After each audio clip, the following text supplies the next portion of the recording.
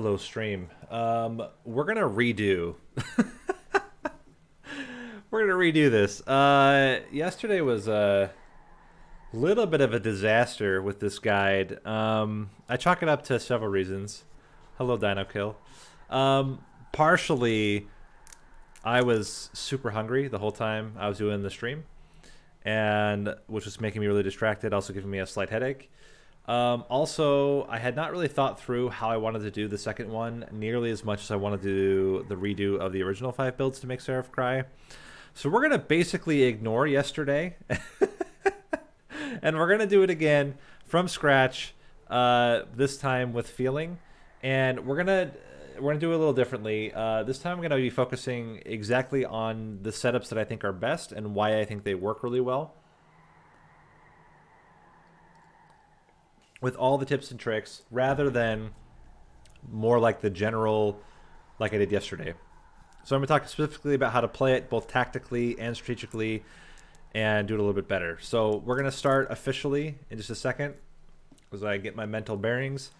And if you're watching this on stream, you get to see everything, both the runs and the guide. For those that watch it on the YouTube later, it'll just be the guide. What is going on here? My microphone is like completely freestanding here awkwardly. Just a moment. Just a moment. Please, please. Wow, like, how did that even happen? Wild. Okay, get you in there. You just like refusing to cooperate here, Mike? Come on. Come on. That last one. Boom, boom, boom, boom, boom, boom, boom, boom, boom. We are set. Okay, cool. So let's officially start. Hey, Internet. This is Nate. You can also call me Nathan. Please never call me Nathaniel. And welcome to an update on the 5 builds to make Seraph soil his armor. This is a video that I did back in February of this year, really just like weeks before the DLC came out. The focus was entirely around the new Exile champions that had come out with the Friends and Foes update. And I would say, in contrast to the 5 builds to make Seraph cry, all of which were using the original champions and struggled to adapt to the DLC. The new builds, all the Exile builds, tend to work rather well, more or less unchanged from the DLC. Also, well, I'm glad that the Spider Trap build. What is this Spider Trap build you speak of? If you're thinking about the Sneaky Rat Trap, we'll talk about that later. But yeah, so unlike the original 5 builds to make Seraph cry, these ones hold up a little bit better in the DLC. However, I'm still going to talk about a little bit how to adapt them and where I tend to go with them to make them work really well. It shouldn't be as long as the other one because we're not going to make as many changes, and I'm going to focus specifically on the best of the best ways to play. So let's just jump into it. We're going to start with the first build. It's the Imperial March build. So the Imperial March build uses the Shardtail Queen. You take Shardtail Queen. Typically you go Imperialist and Imparade. I prefer Imparade 2 with Imperialist 1. You can also swap and go Imparade 1 with Imperialist 2. You don't take Royalty. Royalty is the devil's choice. And basically the idea is you utilize the fact that imps are cheaper, and also the one, oh, you mean, yeah, Rat Trap build. We'll talk about that later. Utilize the one, the fledgling imps, to get all of your scaling, and you utilize the Imperialist to clear backliners. So again, relatively unchanged, but here are some things that I would recommend to make this strategy work really well. Starting with Hellhorned. you're not always guaranteed, but it's a pretty high likelihood you're going to get some imps in your run. The best ones you're going to want are Fledgling Imp, Welder Helper, and Transcend Imp, but really any of them can do. They all have different strategies you can work around. If you take Fledgling Imp, Armor Imp, one of the best things, especially if you have Imperialist, is to make sure that your imps get very thick, adding health. So you want health and you want endless. The reason that you want health is your imps only get to attack if they're in front of the Shardtail Queen. Also, they only will trigger the Imperialist active if they don't die. So by adding extra health to your imps, they're more likely to survive, and they're protecting the queen from taking damage. So you get a thick imp, you get endless on it, you put it in the front. Again, preferably it's like a Fledgling Imp or something with a Welder Helper infusion. And then you just keep replaying it over and over and over again on the same floor. You get a lot of good AoE damage. You start scaling your queen. What you can do then is either have 2 floors, and I can tell you some reasons why you'd want to have 2 floors, or you just have the single floor with your multi-striking unit behind your queen or your sweep unit behind your queen. That's the typical setup. Queen floor, either queen floor with a unit or queen floor solo with a second floor. So what are some reasons why you would want to have a second floor? 1, capacity. If you're nervous about taking extra capacity, like you feel like you need more draw, or you might feel like you need more ember, going a 2-floor setup can work really well. You would play your some imps on the floor with your queen, and you would play some imps on the floor with your other units. Good examples would be like also Apex Imp. So Apex Imp is an imp. So if you play it on the same floor as your queen, it's going to get yeeted by your queen, which is bad. You certainly don't want to do that. Something that, you know, I've done before. So don't do that. Don't follow my example. So in that case, you'd want your Apex Imp on its own floor, and then your queen with its own floor. And your queen kills the backliners, does some good AoE damage to the others, and then your, you know, Apex Imp floor kills the bosses and also scales on its own. That's like one example. But again, anytime you're worried about capacity, you can do this 2-floor setup. Other important things to note is Impish Scholar. So if you have Endless Impish Scholar, there's some fantastic consume spells within Hellhorned that can work really, really well. Alloy of the Ancients, Imp in a Box if you want to get insane amounts of imps. Last Stand, fantastic for like just doubling and doubling and doubling on your rage. One Horn's Tome, and then of course like good consume cards from other clans.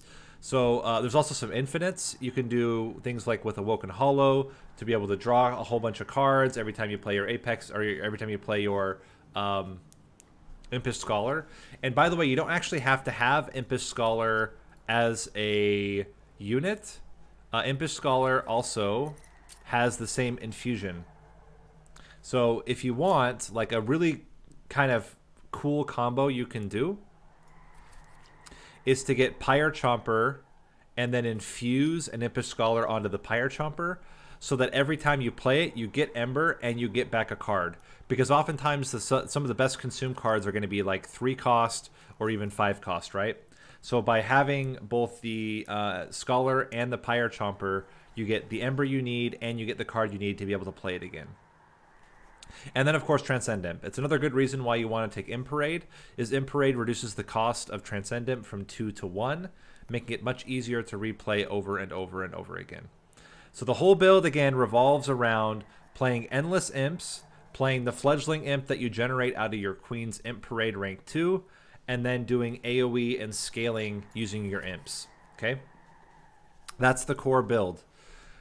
Everything else then revolves around that. So if we go to like artifacts, you're going to want number 1, Ashes of the Fallen. That's going to double all your summon triggers. Queen's Tail, allowing you to get Ember and draw out of your imps. Impsicle to get more imps. Railhammer to increase the amount of armor you get. Resonant Shard to increase the rage damage you do. All of that's going to be very, very solid. I also quite like Unbroken Horn, especially if you have a Pyre Chomper, because you can build up a lot of Ember and then dump it into some really, really good cards. That's basically the major ones you want with your kind of core here. Outside of that, -2 on Forever Flame, or Forever Flame tends to be really good. For Transcend Imp, you can get the marks are quite good with the Queen because she actually has pretty good base stats. Outside of that, nothing too crazy. One thing to note, Endless can be very tricky if you have Endless that's like generated. In particular, if you get the Broken Wheel into Immortality Potion event, be very careful. You can just literally just flood your deck full of Fledgling Imps that you're generating from your Queen, which can be pretty dangerous in case you need other cards to activate your stuff, right? So just be really careful about that. Otherwise, this build is pretty straightforward. It takes advantage of all of the bonuses to Imps and Imp Essences. Anything else to note? Outside of that, it's really your secondary clan is almost going to be exclusively for their units. So let's talk about some of the best units you can use that go well with this build. It's going to be anything that has multi-strike, sweep, or a strike effect. So Horned Warrior, very good. Rail Beater, very good because of the melee weakness. Takes advantage of all that rage. Steelworkers, okay. Anything that's a bigger capacity unit tends to be a little bit of a struggle. So I would avoid things like Alpha Fiends, Demon Fiends. Apex Imp, very good, but just remember you need to play it on a second floor. Looking at then... I have Uncommon. I meant to click Unit. I was like, this is very confusing. So Apex Imp, very good. Deranged Brute, amazing to be able to increase the damage you're getting out of your rage. Then moving into Awoken. Animus of Will, very good. Both your sweepers... Shattered Shell, Husk Hermit, very good. Again, avoid those 3 capacity units so that you can fit more imps on the floor. Moving into Stygian Guard, both sweepers, again, Cold Kalia, Icy Salafite, very, very strong. Your incants tend to be a little bit awkward because you're not really playing too many spells. You're mostly playing heavy units. So you might want to avoid taking a lot of like incant heavy stuff. Moving into Umbra. Umbra's a little bit of a weird one. You can do a 2-floor setup with Umbra where you have a Queen floor and then a Gorge floor. It's a little bit weird, but you can make those work. Outside of that, Morsel Maid tends to be pretty good because the advantage with Morsel Maid is that you can, or Morsel Maid or his infusion, is that you can gorge all your all of your morsels first, and then still have capacity to play your imps afterward. So if you are going to go gorge, you're going to want to do something like Morsel Maid. Outside of that, I mean, you can get like infusions. Shadow Siege infusion's pretty good. Morsel Maker infusion is pretty good. Both of the Crucible Ward and Crucible Collector infusions are pretty good. But other than that, it's a little bit awkward. Going into Melting Remnant. Melting Remnant units, I mean, they're okay. What you need to make sure is if you're going to take something that has Burnout, you have an extender. But other ones that are like actually quite good are things like Wickless Baron, Big Sludge.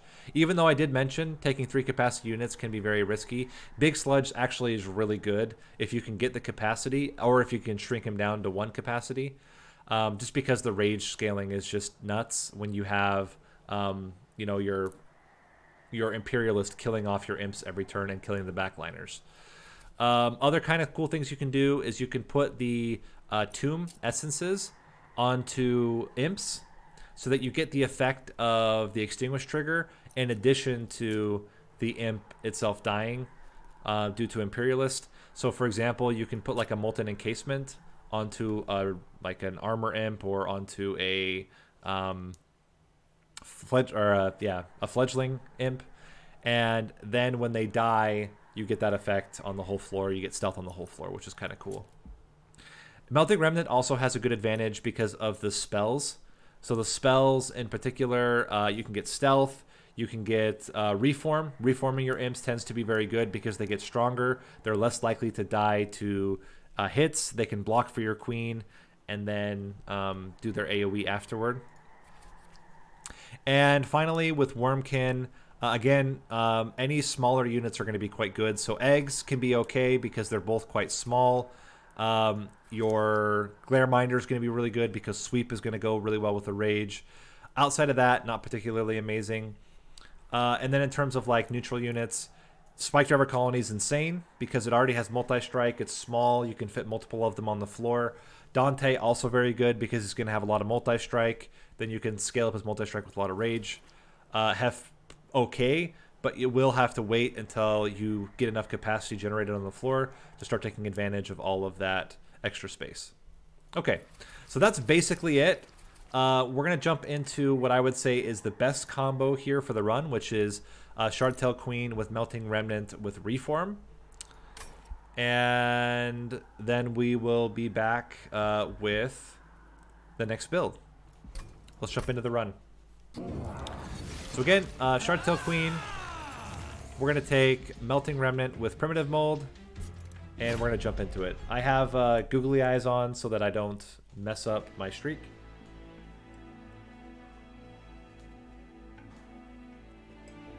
Okay, we have Seraph the Patient. Maybe I will. That's a thought. I tried doing one for the no cards, but I struggled a little bit. Okay, so Seraph the Patient, Ritual of Battles, Wicklashes, Battering Ram. Not exactly the like ideal start, but should still be okay. And we will take either Imparade or Imperialist. Railhammer probably long-term going to be more valuable than the little bit of damage. Okay, we start with Imparade. That's fine. With an Imparade start...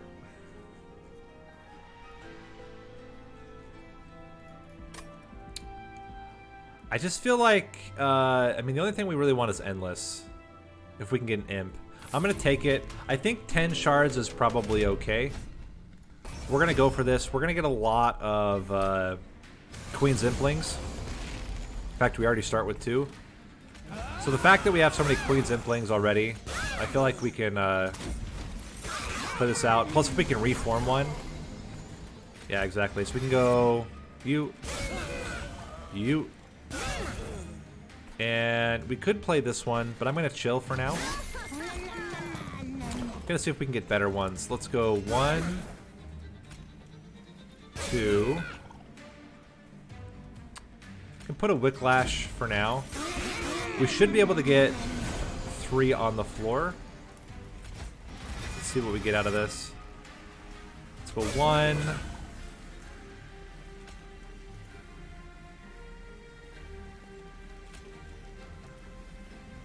I kind of want them both to die.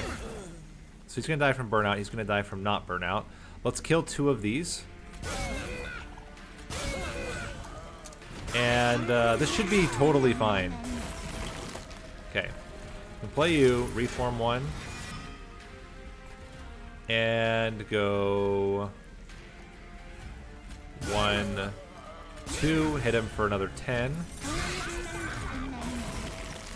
And then I think we just go double Impling.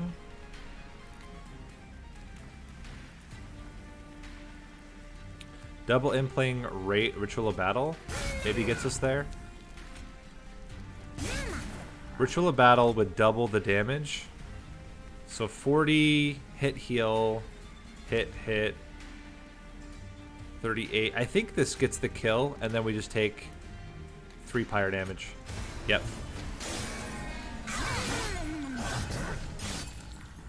Sick. Hi, Dynasty. Fledgling Imp. Fantastic. So I mentioned this. This is kind of wild, but I want to show you how cool this can be with this combo. Steelworker, not bad. Not really the ideal unit, to be honest, but I mean, we'll take something for now. If we can get like an Apex Imp, then we can have its own floor, which is kind of sick. We want Endless. Oh my gosh, Endless. Branded Warrior. You could put Apex Imp, or you could put, sorry, you could put Steelworker onto a Branded Warrior. That seems okay.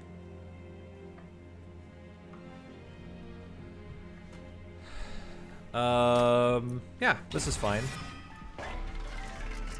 You definitely want Endless, and as I said, you want Endless and you want HP.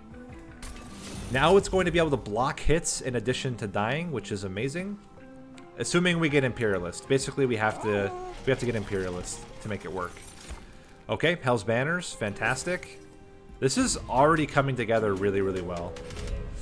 Yeah, this is fine. Okay, so we can pop you out. And let's see, 5, 7, 7, 1. We can go 1, 2. You're not gonna die yet. We can play you up here. Give you all the rage.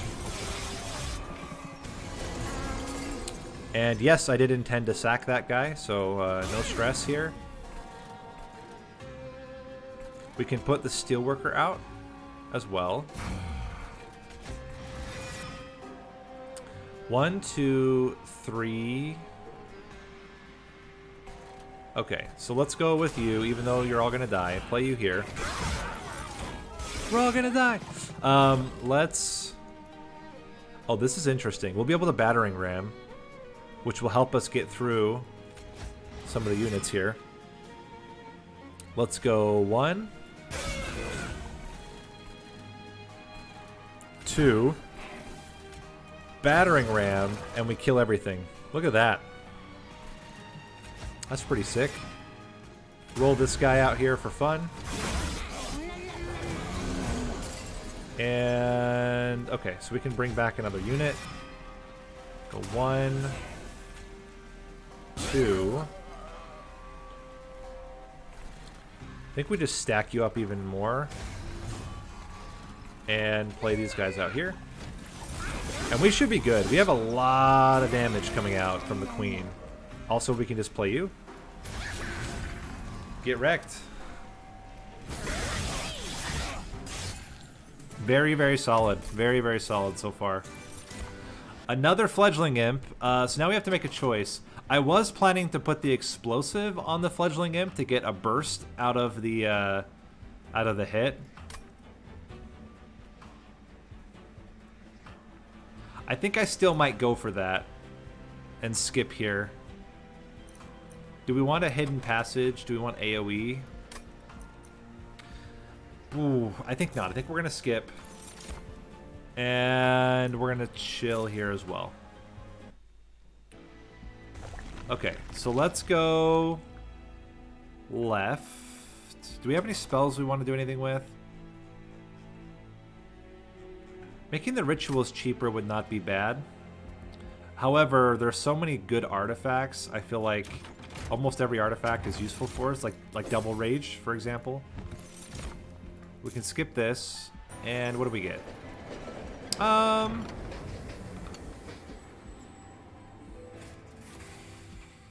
I don't think we need the rage.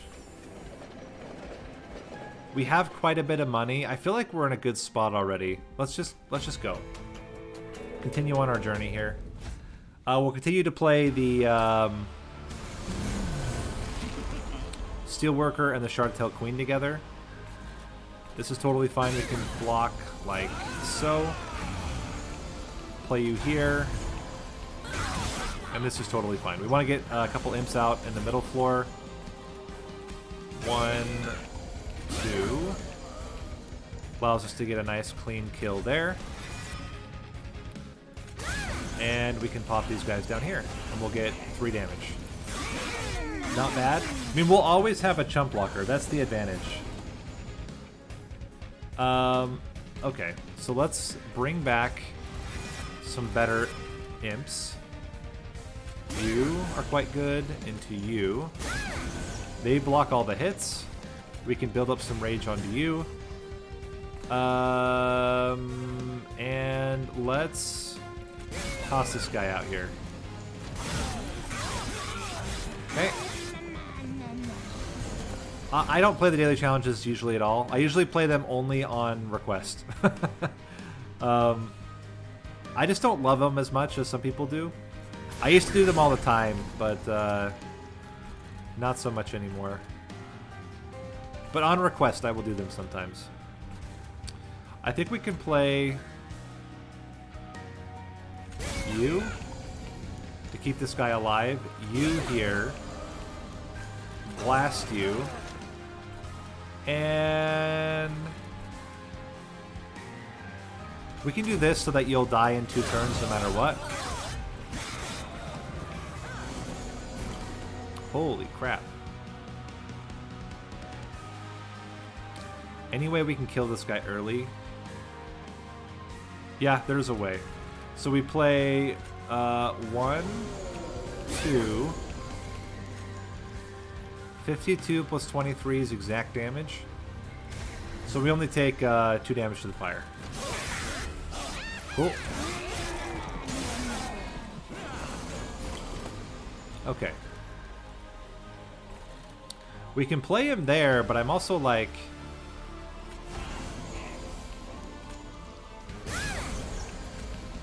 I feel like that's pretty good. We could even give this guy more rage. Look at that, 305 damage.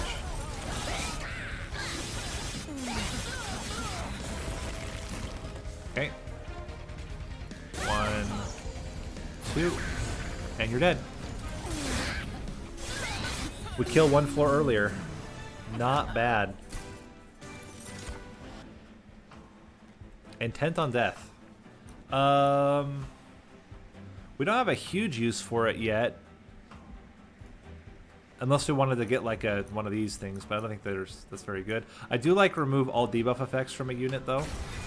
That could be pretty helpful. Nothing useful here.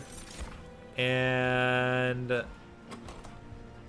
I do want to get to my fledgling imp relatively early, but having early capacity is also very strong. Let's see what we have as our... Okay, it's Arcus the Darkest. Let's just go with capacity. Alright. Left path. We're going to start yeeting the stewards. And now we're looking for anything that's going to help us get kills faster. I don't think quick is necessarily that great. Multi-strike, definitely a lot better. And I'm gonna go with the Branded Warrior as the main unit because it starts with the Rage. We can give it some extra HP so it doesn't just immediately die. And we're gonna do our first combine with the Steelworker onto the Branded Warrior. That's gonna be 3 huge strikes plus a pretty significant amount of AoE.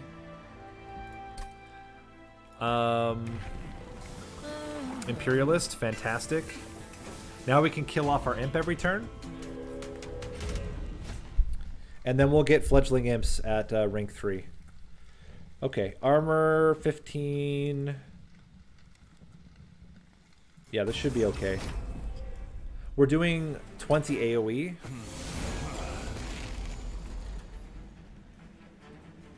Okay, so we're gonna go 1, 2, 3, and chill.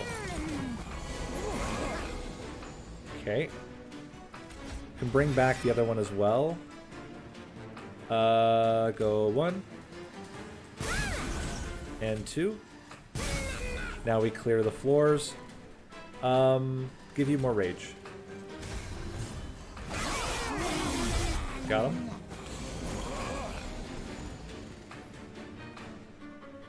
Still need to kill the backliner if we can. 1, 2, 3, 4, 5. Really just need that rage imp. There he is. The rage imp will block all the damage. That's exactly what we need. Let's go 1, 2. Can build up your damage a little bit if we want. Play you, play you. And I don't think there's any debuff effects, so we can just chill. Get crushed. I'm taking that exclusively, by the way, the blocking debuffs is exclusively for Seraph the Patient. Got him. Keep building up your damage for no reason. And, sure, bring a couple of these guys back. Awesome.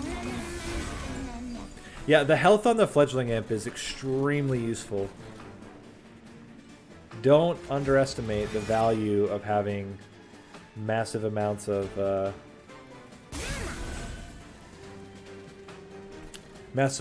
damage, or sorry, massive amounts of health on your Fledgling Imps.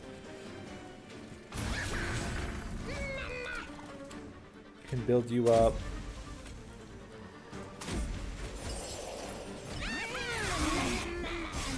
We should be totally fine here.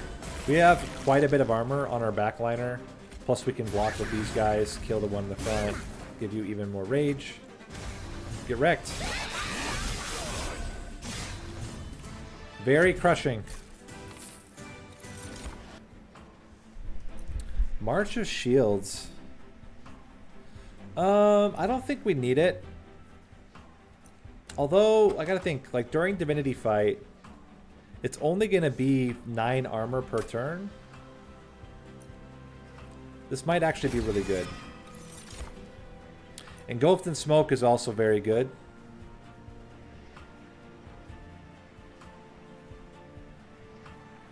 Oof.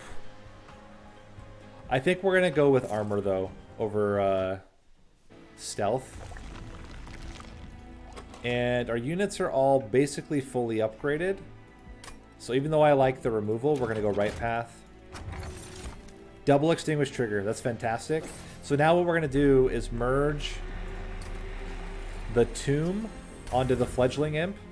Now when this fledgling imp dies, it does 100 damage in 2 bursts, which is really good. We can reduce the cost of a ritual of battle. And hold over. We don't have tons of draws, the only concern. But I'm also like, I really want lots of armor. So we'll just thin the deck out. That's how we'll make up for it. I don't mind a Ritual of Battle being free. And I also don't mind permafrosting a Battering Ram for later. And let's yeet the Stewards. So we have a little bit of a thinner deck. Don't really believe in either of those. And let's go. This should be fine. The sweeper is going to be a little bit annoying if there's a sweeper. Yeah, you're the sweeper. But that's okay. We can build up Battering Ram and try to kill it with Battering Ram. Because we're going to get quite a bit of armor. We can remove your Ember Drain. Okay. Would love to be able to hit that. Never going to happen. Let's play 1, 2. Play you. Play you. Battering Ram's already doing 70. It's now doing 144, so we can kill the sweeper, which is fantastic. Get blasted. And can build out some extra damage down here.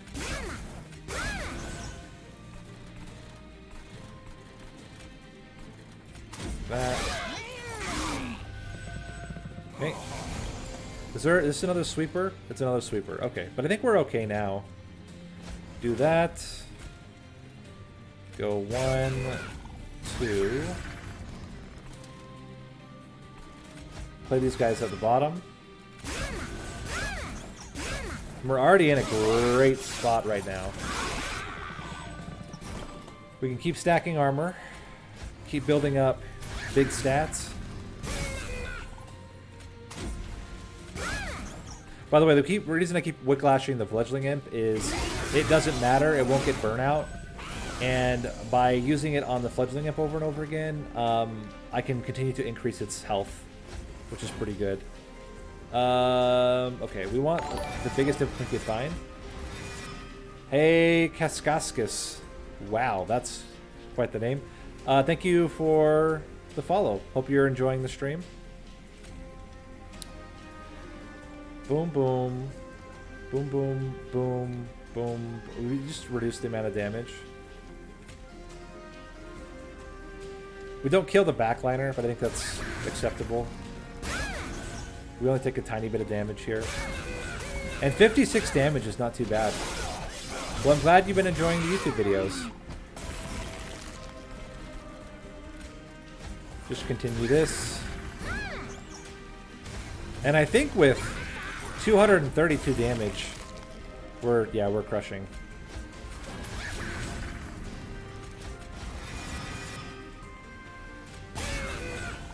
Sick.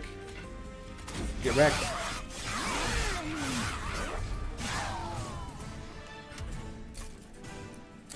Nope.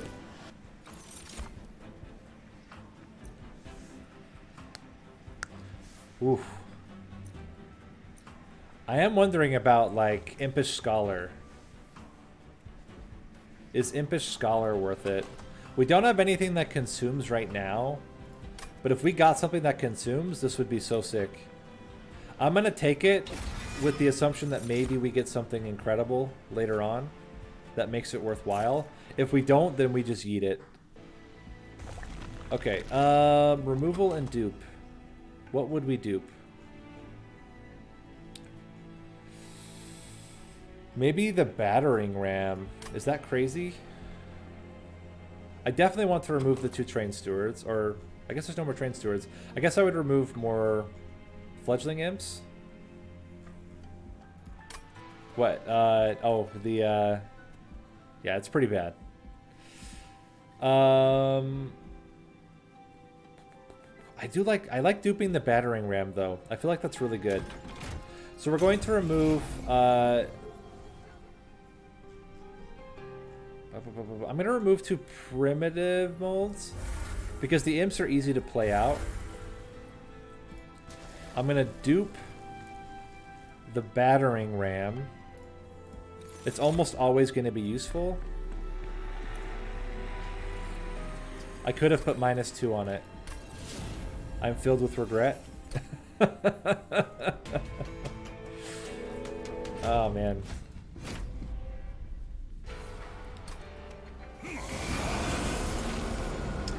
Move this over slightly. There we go. Okay, spells.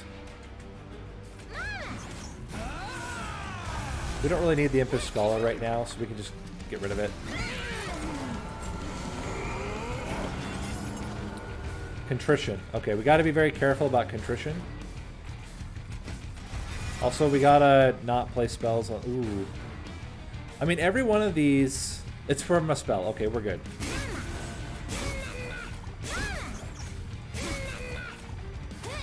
Get a lot of damage out on that guy. We just gotta make sure Contrition doesn't come at the bottom at the wrong time. It's gonna be spells right now, which is slightly annoying, but not too bad. You will block all 3 hits, which means that you will be able to get a hit in. And unfortunately, we can't play this. Unless we... you know what we can do? It's pretty stupid, but we can do that. Got him. Contrition's going to be very annoying here. Although we can play this to keep it alive. 15, 16. Look at that, it lives. Play you? Play... Wait a minute. Can I kill you? Answer is no. But we can get really close. But let's not give him more damage if we don't need to. Just play you out here. Play you out here. And we can pump this guy full of damage. Probably should have done the fledgling at the end, but it's fine.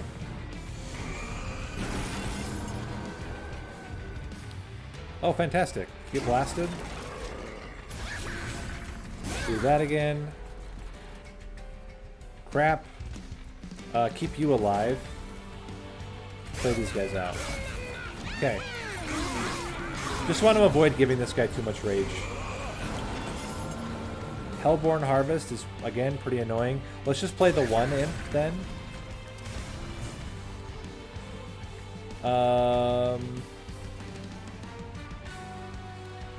We can play you out.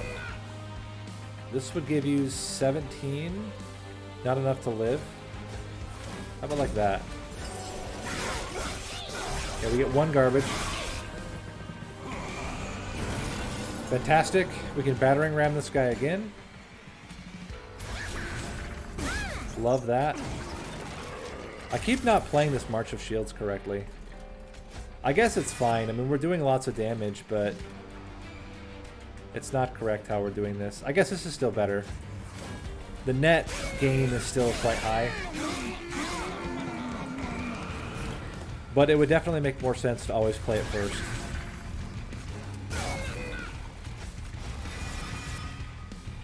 We can blast you. Try to get as much damage as possible. I mean, I'm not too worried. We have so much damage right now. Not to mention, we're going to be able to use battering ram for like 700 damage. More than 700 damage. Okay.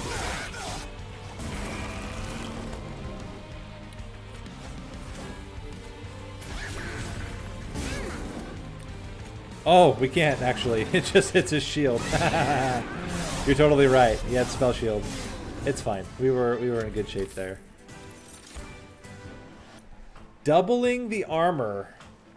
Is that worth it? Doubling armor is pretty good. It's pretty good. Let's take it. I like that. I like doubling the armor. Let's get... I'm almost thinking extra capacity so that we can dupe our Steelworker Branded Warrior. I like that a lot. I think we need it in order to get enough armor to protect against Seraph the Patient. We're going to go left path and try to get another Endless. Got it. On the Impish Scholar. Give it also a bunch of health. What do you got for me? Petrified Heart. We don't ever heal. Yeah, we don't heal. Yeah, but we have Hell's Banners that we're triggering every turn. We're guaranteed to trigger Hell's Banners every single turn, so I'm not too worried about it. We want to put a Queen's Impling on an Impish Scholar. One, it gets rid of the the Impling, so we don't have it anymore. But the main reason here, yeah, Imparade too. The main reason here is so that we can get some value out of the Scholar every turn.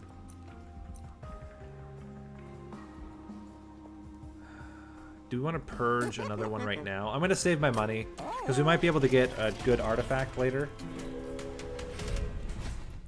And I don't really care about how much damage they do. My guys are so freaking thick right now. Even our weakest imps are super thick. Not to mention the fact that we can battering ram the front unit.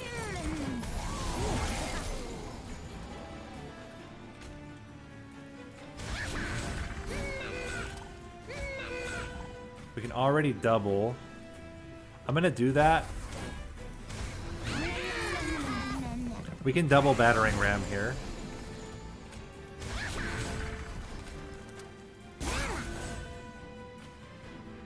One, two. Play this guy out as well. Get wrecked, friend. Now we need our good imps, or just this works. One, two, three. Reinforce armor.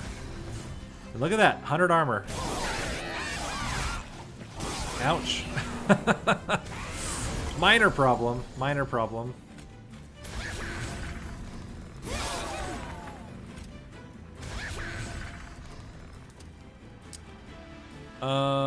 Just realized. Did not do that properly again. but that's okay. And we're at 127 armor now. Let's play you first. Bop. Bop. Bop. Double up again. Got him. Do one of these. Go you. You. Double up again.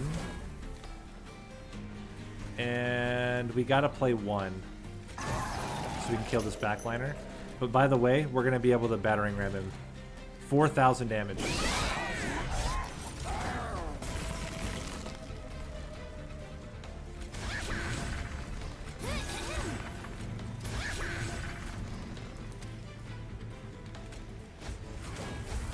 $8,000 damage.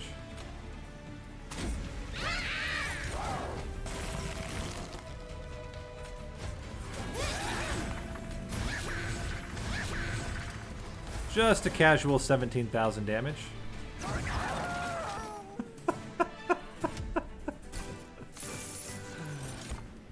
Important work. Fair enough, game. Do what you gotta do. In that case, I actually don't think we need... I don't think we need to dupe the unit. What do we got here? Double summons? Upgrade unit slot. You know, conserve ember is not bad. Mold braces. Adding extra armor.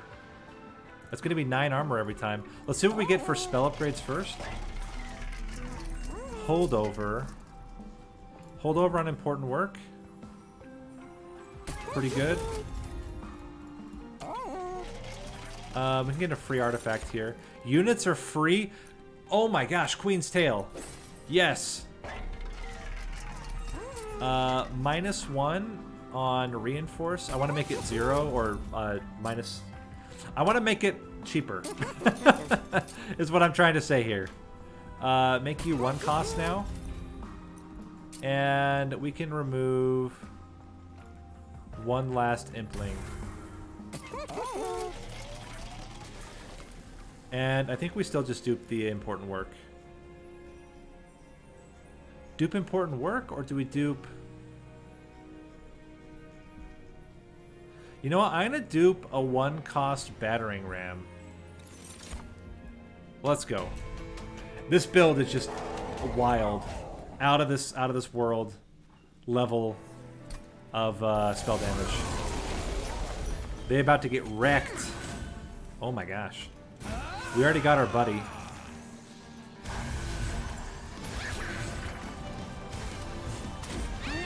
Okay. As long as we can double up, we're going to be just fine. Also, we can battering ram through. But let's see if we can just hold them off. Let's go you. Into you. Into you. And reinforce. And chill. Okay.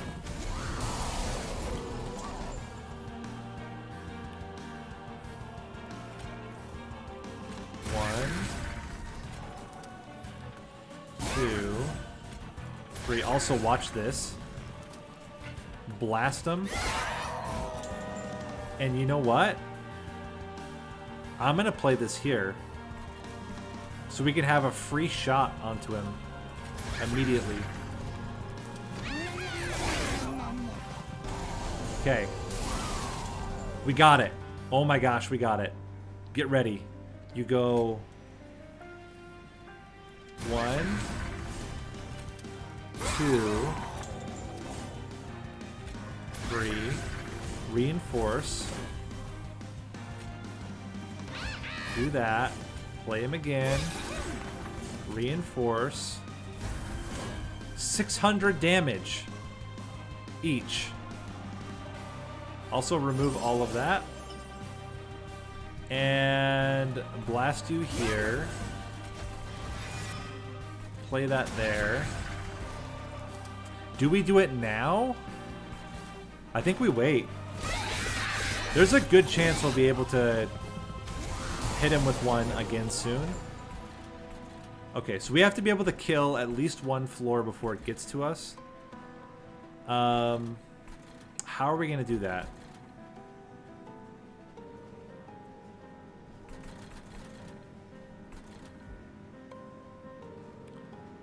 How are we going to get through the floor? Oh, yeah. Okay. So we play. We go. Yeah. You do 40 damage.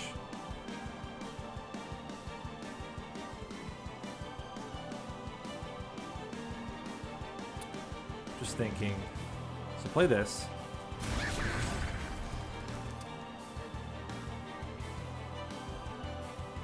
Play you.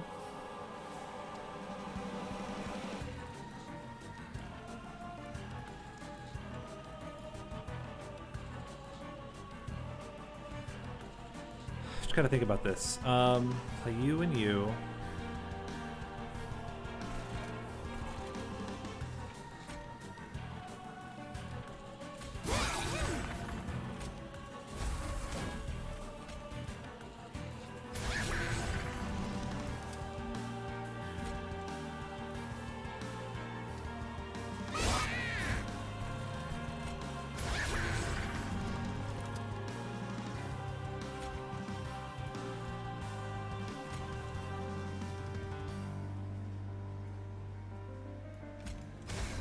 That's going to do 100. We'll be able to do another 140. Ah, it's not going to be enough.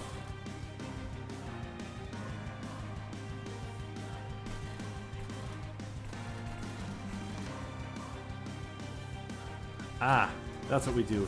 We move this guy to the front, and then we're going to kill on this floor. He comes up. Oh, maybe not. Oh, man.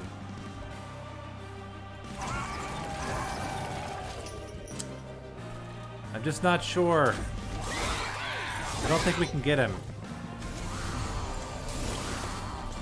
Oh wait, hold on. We can kill him right now. So what you do is you bring you to the front.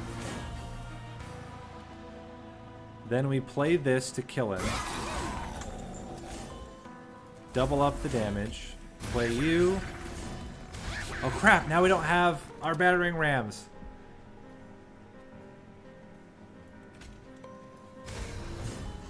We only have the one battering ram. Ah, we would have had it.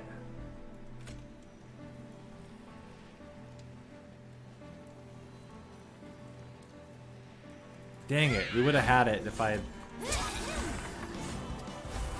just played it a little smooth. But it's fine, it's fine.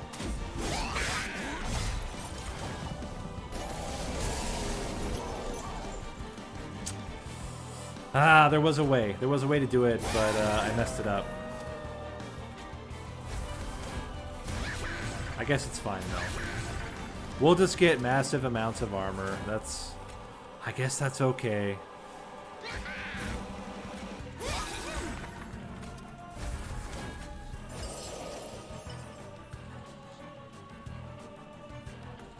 $20,000 damage with armor. Instead, we'll just get the biggest shot you've ever seen. Okay, let's go. You.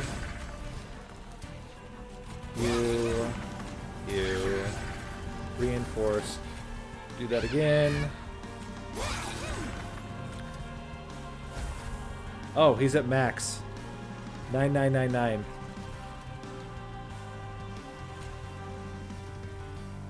I guess we can start maxing yours instead.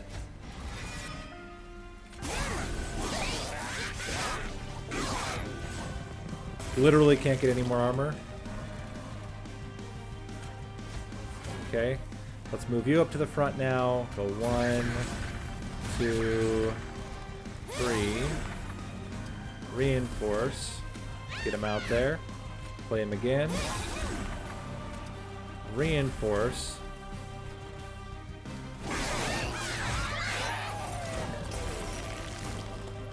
And we only have the 2, so we have to move this guy to the front, which is okay. Then we go 1, 2, 3. Reinforce. Bring him back. Play him again. Reinforce. First one does 45,000 into 45,000.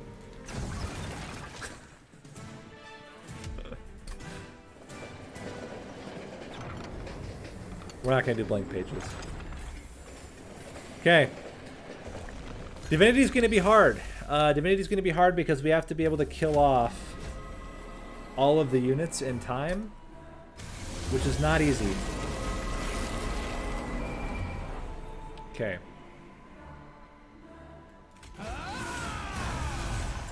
And we chill. Plus our armor gains are going to be a lot slower.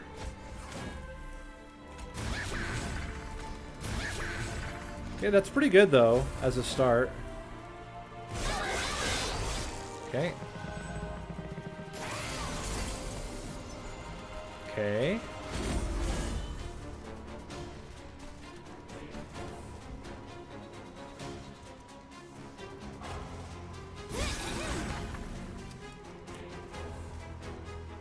Do that.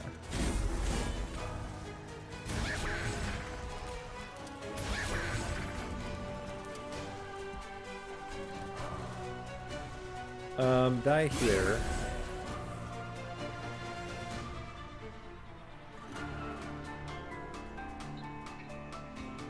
I can pop them, but I think I'm gonna wait for the opportune moment. Okay. Let's go 1.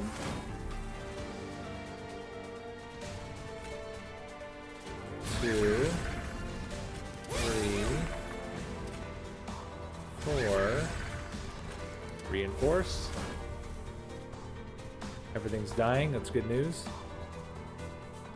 Can also play this.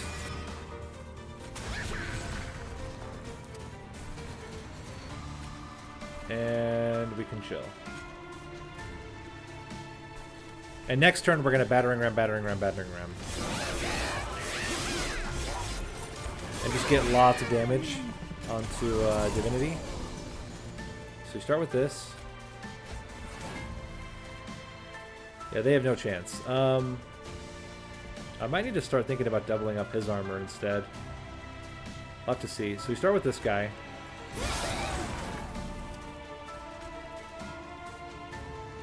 Then... yeah, we're going to be totally fine. You go reinforce. One of these. One of these.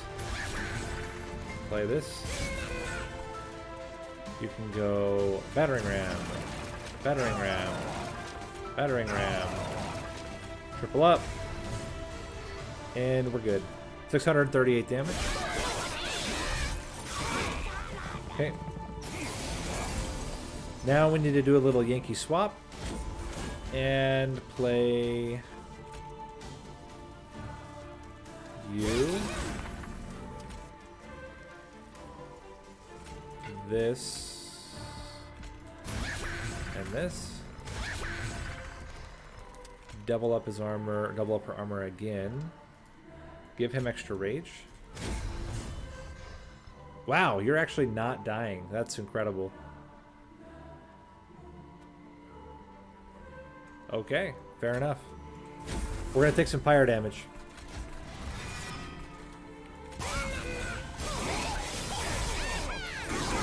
One shot. Okay, let's do this. Play you. You. You. Everybody's dying. That's good news. We can reinforce again. Who knows why at this point, but it's the thing we're going to do. And do we battering ram here? I don't think so.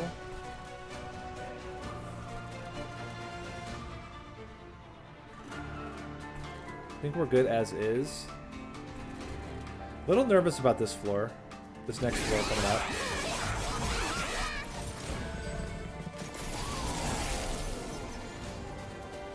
I think I'm going to move you back to the front. And we're going to go... You.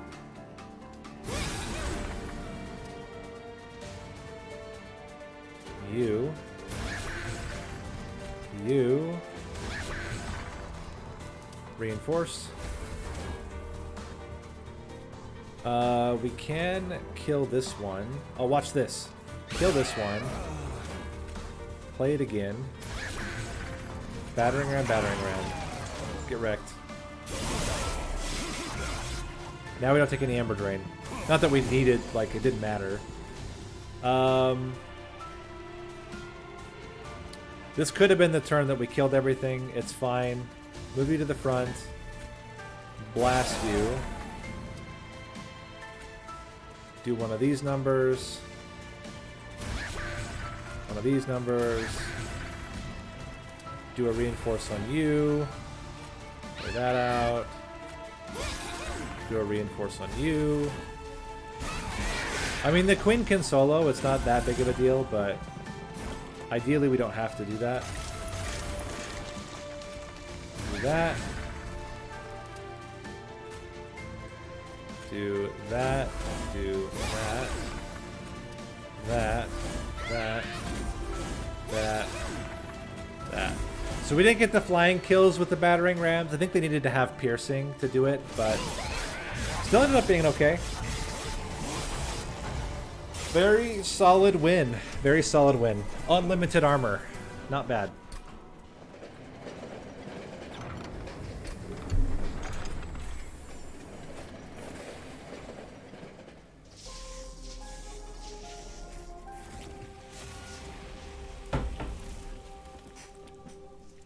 Just gonna close these curtains really quick.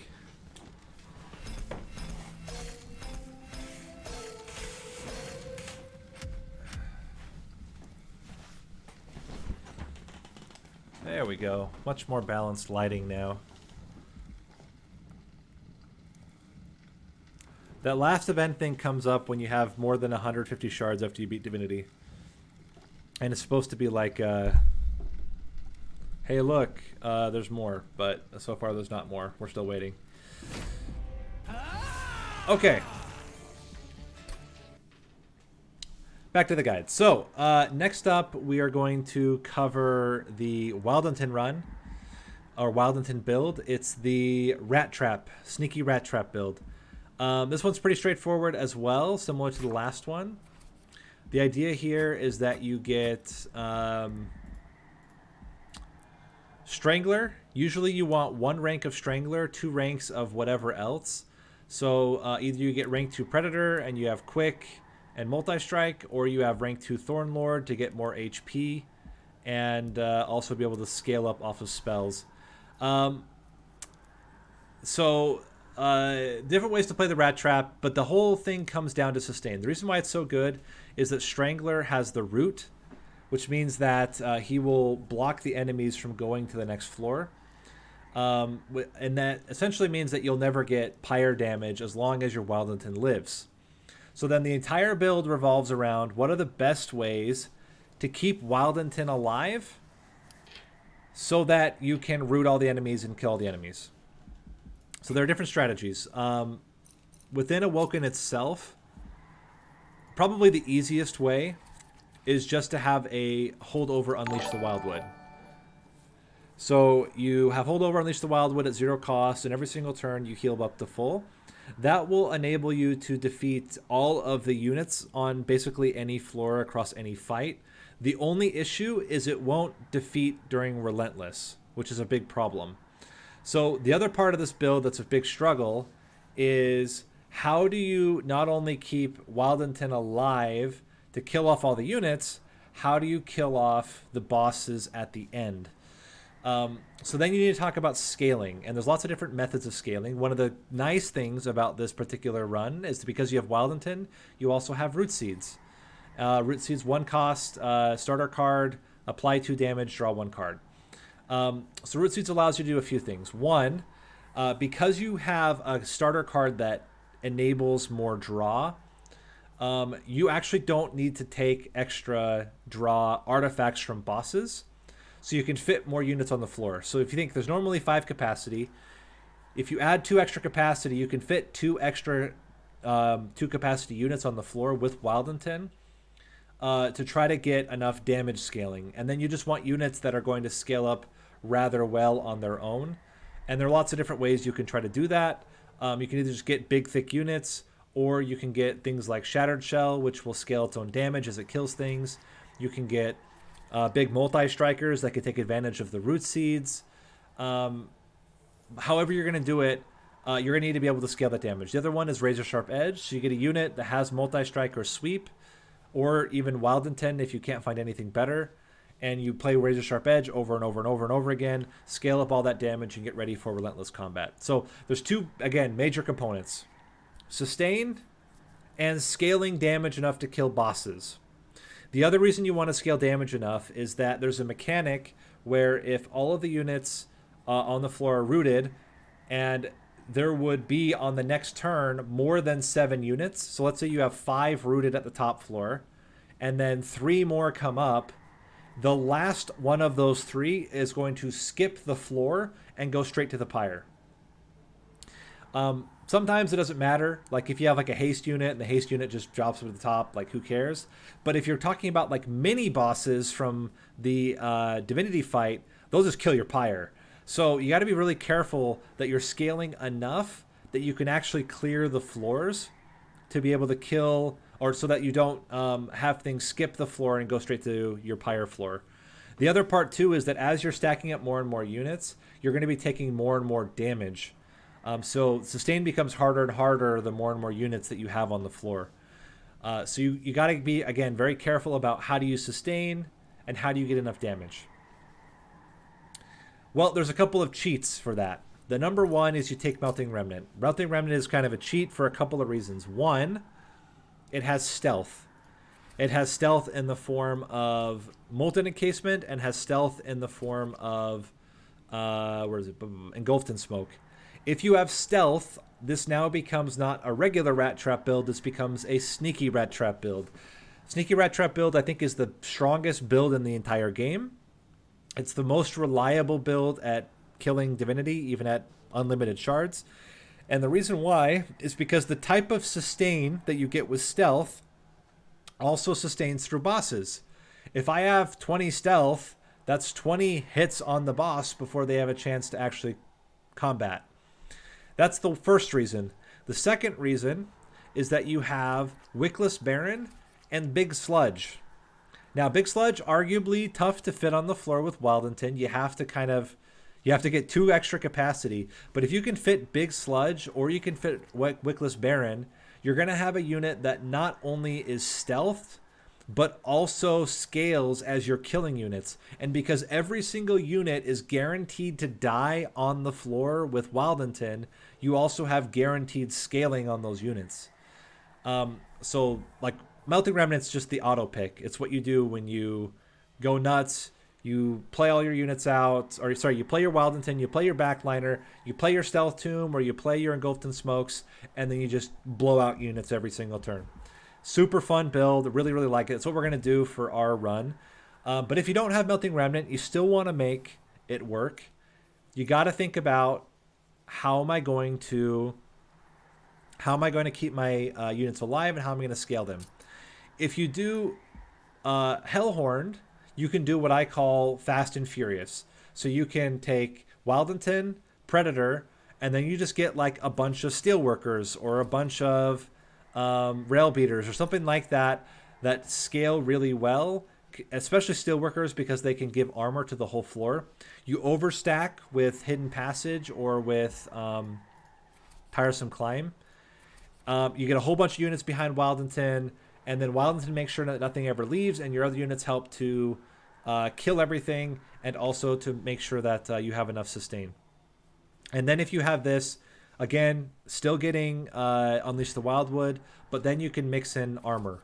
So either armor from like Steelworkers or March of Shields or Branding Right's quite good.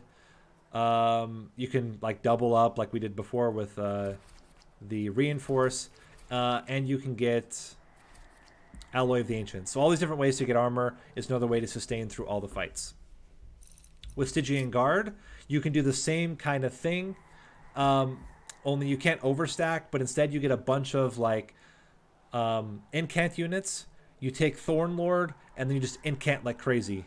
So you can get things like Siren of the Sea, you can get things like Lodestone Totem, Eel Gorgon, anything that's going to incant really well is going to be great, because Root Seeds is a great incant spell anyway. And then in addition, if you have Thornlord, you get the 3 stings at the start, so you get 3 incants right from the beginning. And then you just scale up your units, and then Thornlord just, or not Thornlord, then Wildington with Strangler just make sure that nothing ever reaches the pyre. Umbra, you use the Ember Drain package if possible. So especially Void Binding, very, very useful, because you can stack a lot of damage shield on the Wildington. A damage shield, very similar to stealth, also is like a long-term sustain option. Plus you have options like Furnace Tap. You can get your rage scaling with Perils of Production. You can increase capacity with Space Prism. The only thing you don't really want to do with Umbra is try to do Gorges. But if you're just going to go for like, you know, solid units, or if you, I mean, you can do like Morsel Maid, and then you don't have to worry so much about, you know, positioning and things like that. But I would typically avoid Gorge if you have Umbra secondary, and rather rely on your Awoken units.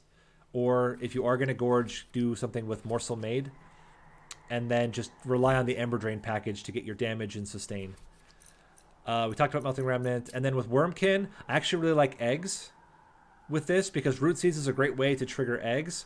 Also, it'll enhance the eggs so that when they split, they keep the extra stats.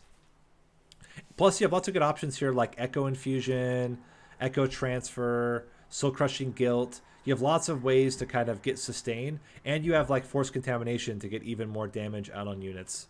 So there's a lot of good options here for sustain purposes as well.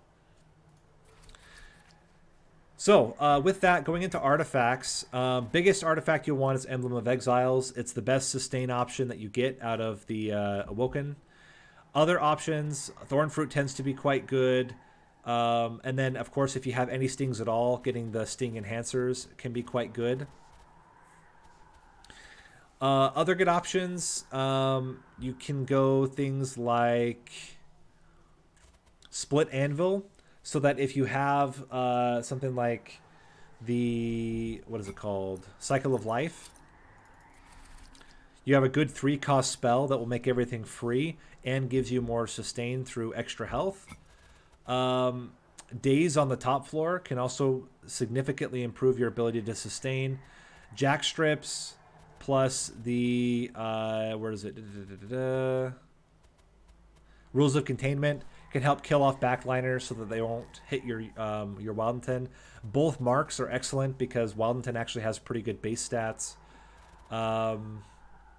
And that's basically it. So you just want things that are going to protect Wildington, keep them alive, while Wildington keeps all the units on the floor, kills them off, and then prepares for relentless combat.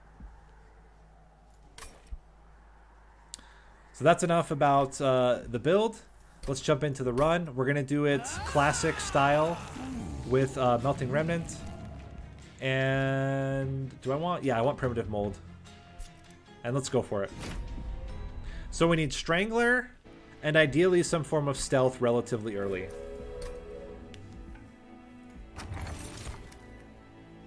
Flicker's Liquor. Vapor Funnel you don't really want in this build because the likelihood is that nothing ever reaches the pyre. So we'll take Flicker's Liquor here. We did not get Strangler, so we have to reroll.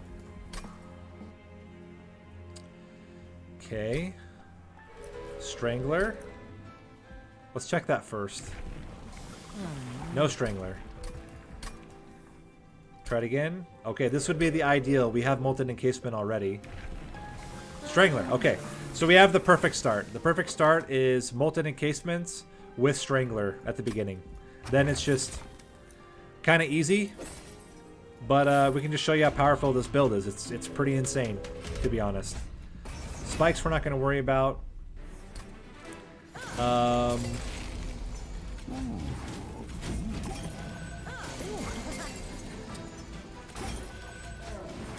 Just do something like that. Get another one out, and we'll go with just root seeds. So we have 3 stealth already. Now even more. And even though this looks scary, I promise it's not. We're only going to take the 6 damage from these 2 guys. We can reform both again. In fact, they will kill the unit, so Wildington can preserve his health. And with 5 stealth and us doing 49 damage per hit, we're going to be totally fine. And by 5 stealth, I mean 7 stealth. Skip.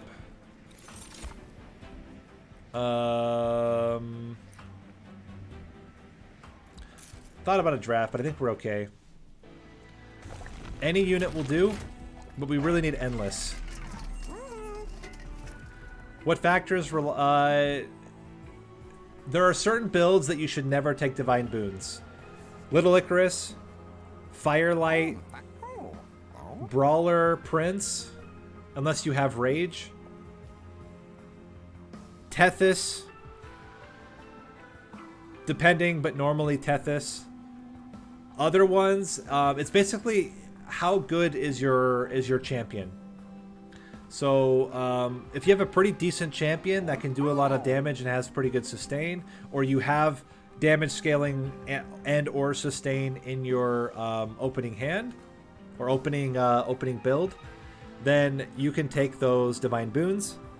If you like this one, right? Like we knew we were going to get all that stealth, so it was very, very low risk to take the trial. We knew nothing was going to leak because we had Strangler. But yeah, specifically, like you just never do it with Firelight and with Little Icarus. It's way too dangerous. Little Icarus, you're just going to slow yourself down for the whole run. And then yeah, Prince is really tough. Like any of the Princes, but especially Reaper and Brawler really struggle to survive during the first fights, so I would recommend not taking them during then as well. Okay, we have Quick, and I don't think we want the Hollow, so we're just gonna chill. We really want Endless. We don't get it, that's fine. It's not like urgent right now, and we can just mix the Molten Encasements to double up on the stealth. And we can chill for now.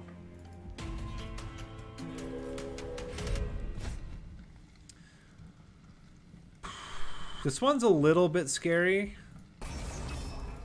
but as long as we get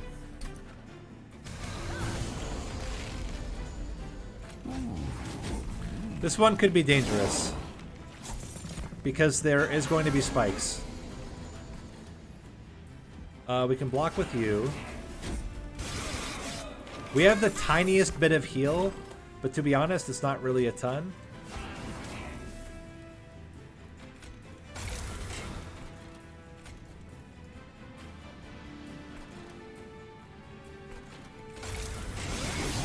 Okay. I knew that was going to happen. I knew it. Oh, that pisses me off.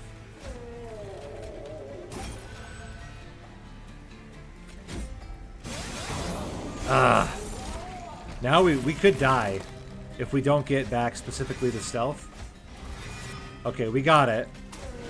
But it's still very scary. It's not over yet at all. But now we at least have a little bit of stealth. 1.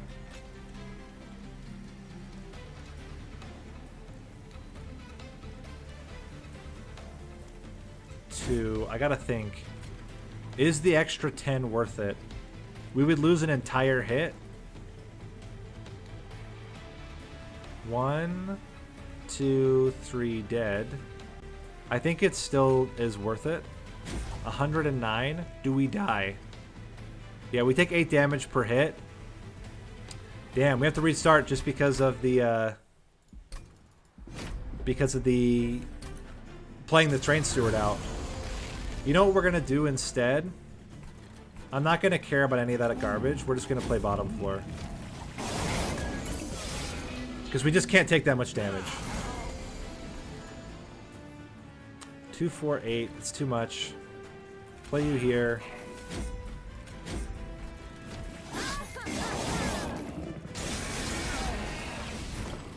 Okay. Now we're totally fine. Guaranteed to get the stealth back. With the stealth back, we don't kill him right away, but we're gonna kill him pretty soon. Get you out there.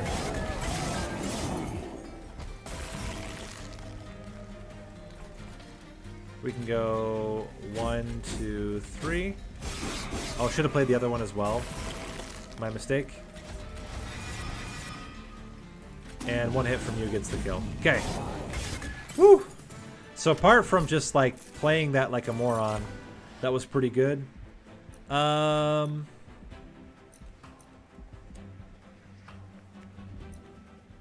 we take Glimmer here? I think not. I think I'm going to do it a little different. That's another Molten Encasement. Also a Molded. I'm going to skip. We're going to keep going. I want to thin the deck out so that I can guarantee we get it quite early. Wickless Baron. Okay, we're set. Endless on the tomb. Oh my gosh. Burnout on it would be amazing. There you go. Burnout. And now we're totally fine. We just need to keep the deck thin. You know what? Get thin, my friend.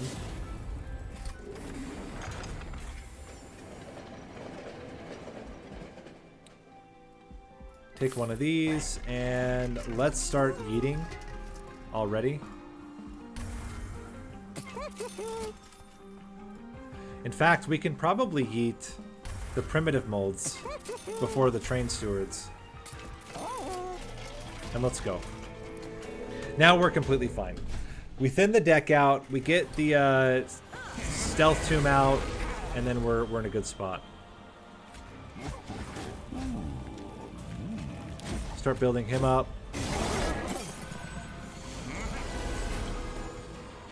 Okay. Not really the ideal setup yet. Just need the tomb. One time, need the tomb. Still don't get it.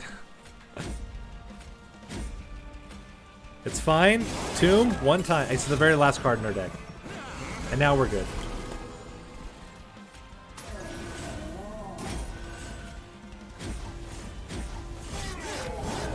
Okay. Woo! That was very scary. Actually, Wildington's probably gonna die. Yeah. Wildington's gonna die. We're gonna have to reform Wildington. Damn. All because of this stupid bomb and having the tomb, or the tomb right at the bottom. Nuts. Let's hold you so we can at least bring back Wildington. Because we're gonna need the damage. Okay, we can bring back Wildington. Play that. Do that. Okay. Bring him back again.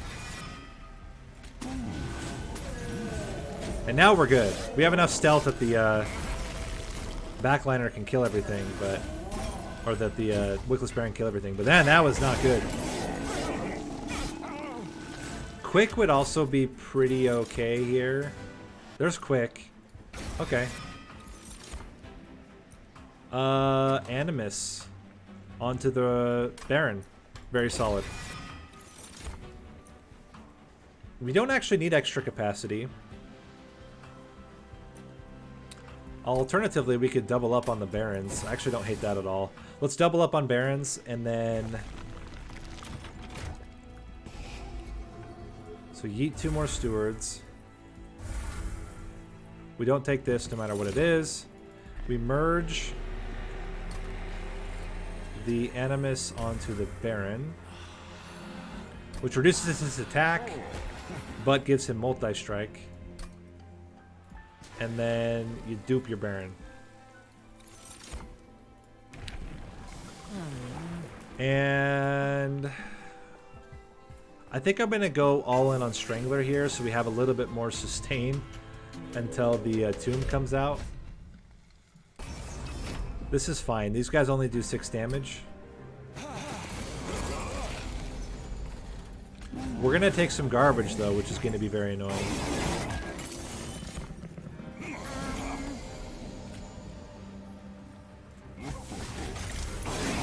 We can draw though if we can get razor sharp edges.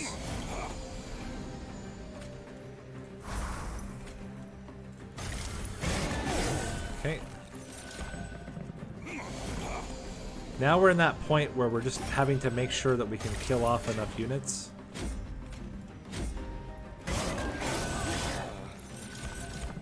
Oof. There we go. Now we're good. Once the tomb comes out, we're fine. We just got to thin the deck enough that we can guarantee the tomb comes out.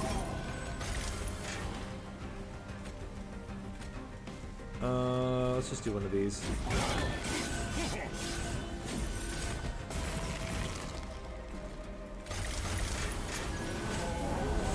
And now we're good.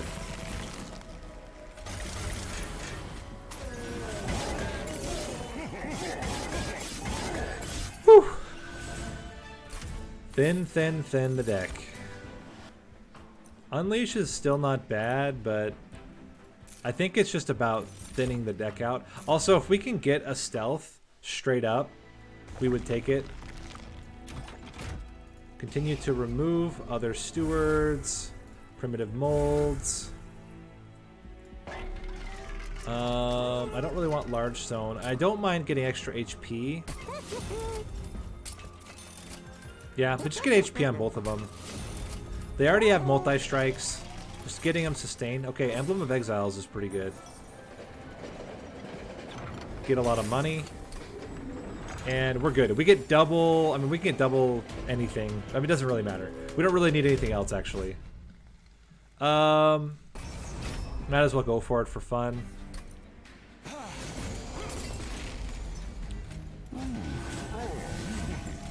Whoops. It's fine, I guess. You don't really want them up front. We're going to still put Quick onto Wildington.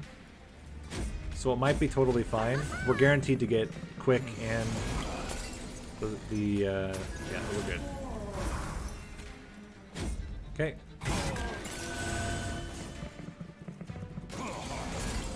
The question is Wildington just going to straight up die?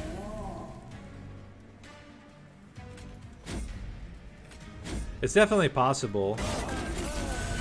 We might have to just reform Wildington afterward.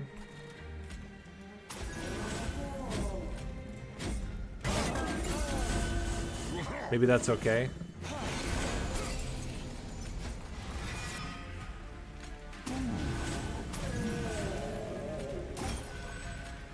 Kind of funny though.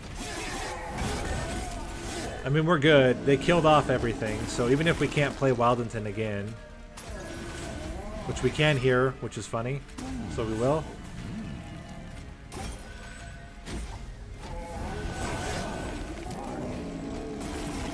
Yeah, we're still just crushing. Too much damage. Okay. Sure. Skip. And skip. And again, thin. So even though we would, I mean, we don't even really need spell upgrades. We just need to remove every card from the deck. That's the goal. Every card except for our main cards is expendable. Don't care.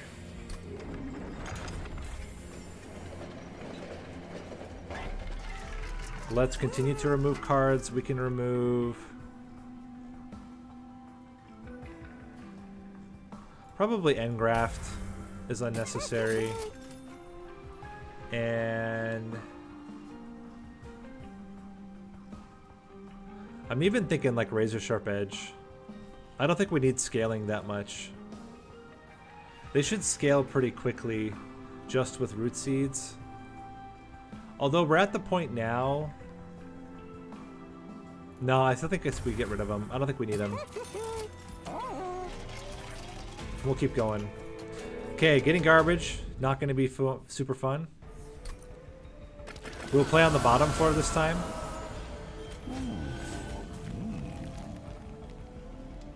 You know what?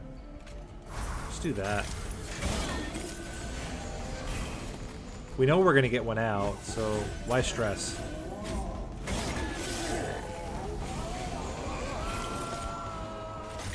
Now we just don't take any garbage. Nothing ever leaks. And we're good.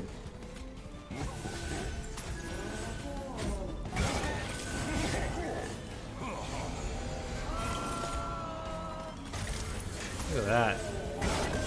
Got a whole crew here. We're barely getting through, but we are getting through, so...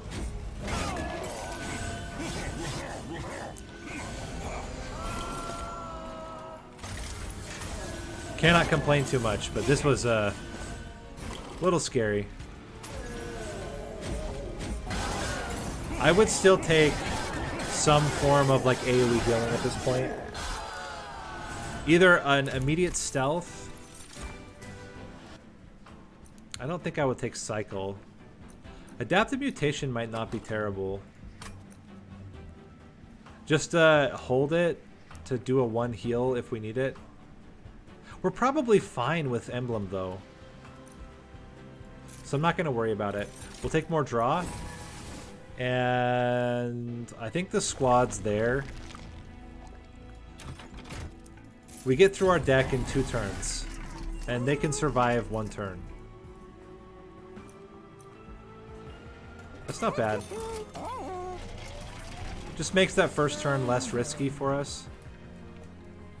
Do we want quick naturally? I think we just want more stats on Wildington. Because Wildington then will always take the spikes damage, which is like the scariest part. Wildington takes the spikes damage, the rest of them don't. Or even if they do, it doesn't really matter that much because... Do all the buffs go to the backline units, or should Wellington have a certain amount of damage to secure the floors so don't get overstacked? I prefer to put them on the backliners because they multi-strike. Wildington should be fine on his own.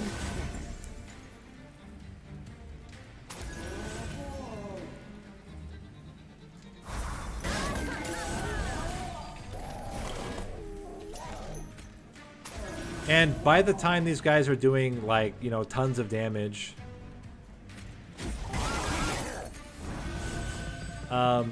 they'll finish off whatever Wildington doesn't.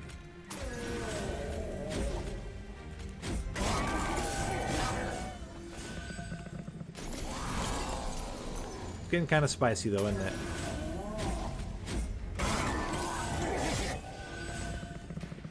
Woo! Gonna barely get through here. We'll go spells, and we'll upgrade all of our root seeds to be -1. Then we'll scale a lot faster. That will help out a lot.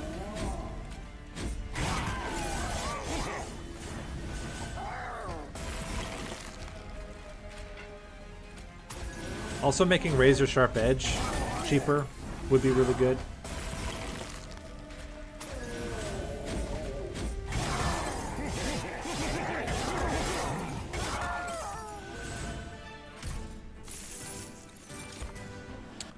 No. I don't think we need Intent on Death. You could take it, but it's unnecessary. Let's go right path. If we get a spell chain, we did not. Let's just minus cost everything. I don't really need a holdover.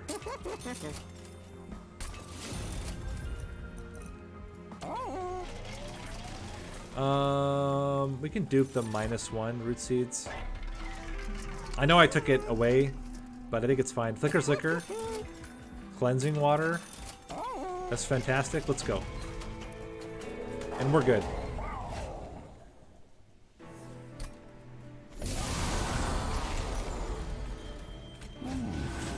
With the root seeds, we're going to draw our whole hand. And that means that we're going to guarantee to get the Molten Encasement. Can still buff them up.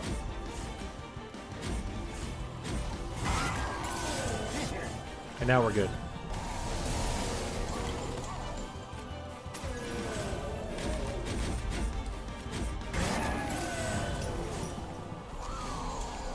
It might be ideal to like spread the wealth on some of these, but I'm just gonna pump them all up into the same one.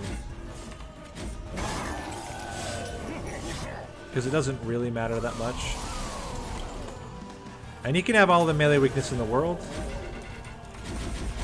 Doesn't really matter.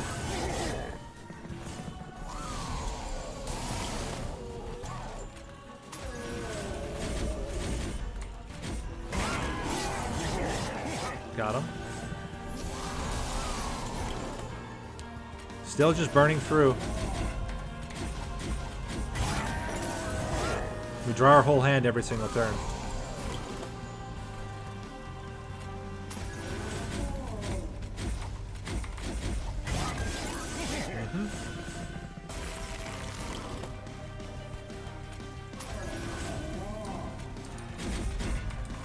I guess there's something to be said about having Wildington do more damage during Divinity fight, so we might actually do that so that we can AoE clear a little bit easier. Yeah, we could do that. Let's try that. Let's pump up Wildington in the next fight. Let the others just increase from the harvest triggers and be able to sweep more effectively.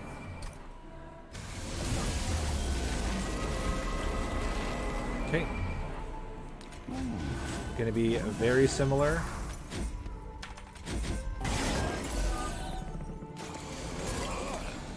Got the whole squad.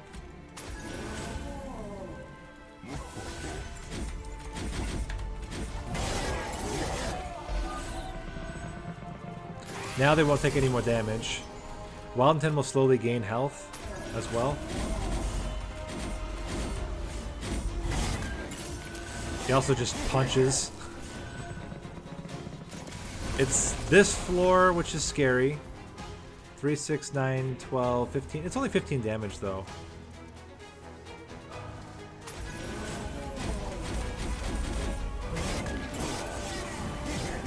Okay. Oh, it's 15 damage plus that, so it's... only 20. That's not too bad, actually. Oh, because he's gaining 5.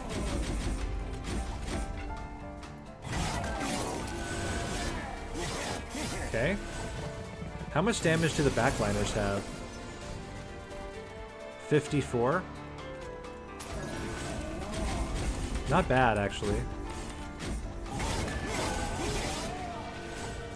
We'll kill the boss on the next hit.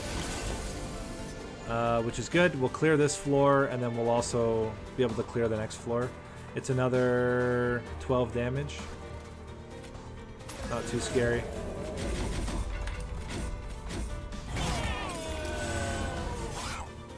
Got him.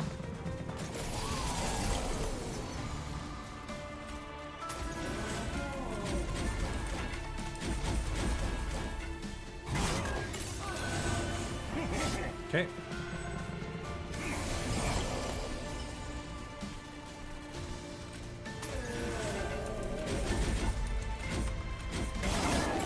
Oh man. Are we dead? Nope, we're fine. Wildington's living on the edge though. We can't give him any more razor sharp edges. There you go. Rat trap. Pretty easy build.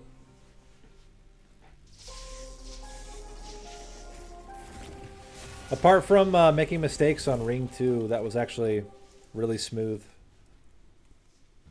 Also, almost not getting the thing in time.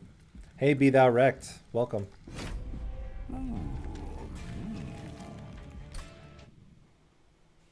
All right, so third build. Stygian Guard build is basically the ultimate incant 2. It's Seraph the Mighty. Not Seraph. Silgard the Mighty. It's funny because when I first did this build guide, the number one path for Silgard was Cold Channel. Since then, it's kind of tripped, or it's kind of switched up, where now Titan Channel is favored just because the big stats tend to be more valuable than Cold Channel, Dire Channel. You can still make Cold Channel and Dire Channel work, but they're certainly more complicated than Titan Channel. But the build here is all about using Titan Channel as your big blocker, and then getting solid units, typically sweepers and multi-strikers and incanters behind Silgard to take advantage of all of the incants you're going to be doing anyway to get Silgard phased in. So with that, it's more or less the same as what you would do before.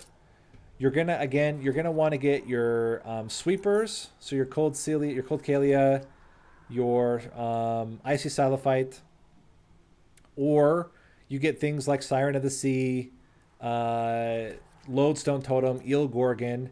You put them with Soul Guard, and then you just take advantage of all of the incanting that you can do. The biggest problem with the build is incanting fast enough that Soul Guard comes out. So it's very important that you really only do this build, or you go Titan Channel 3 only if you have a really good secondary clan. The best ones are going to be Hellhorned, Awoken, and Wormkin.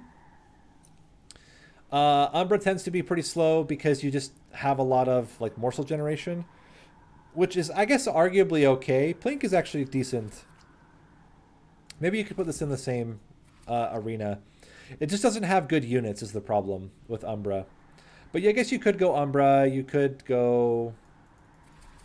Yeah, it's probably mediocre. Melting Remnant, pretty bad because a lot of it is like reform and unit heavy. And unit heavy decks tend to be really bad with Soulguard, especially Soulguard Titan Channel. But again, the idea here, it's very similar to the Ultimate Incant build we did last time. Except you don't want your big damage spells. Instead, you want a lot of 0 damage utility spells.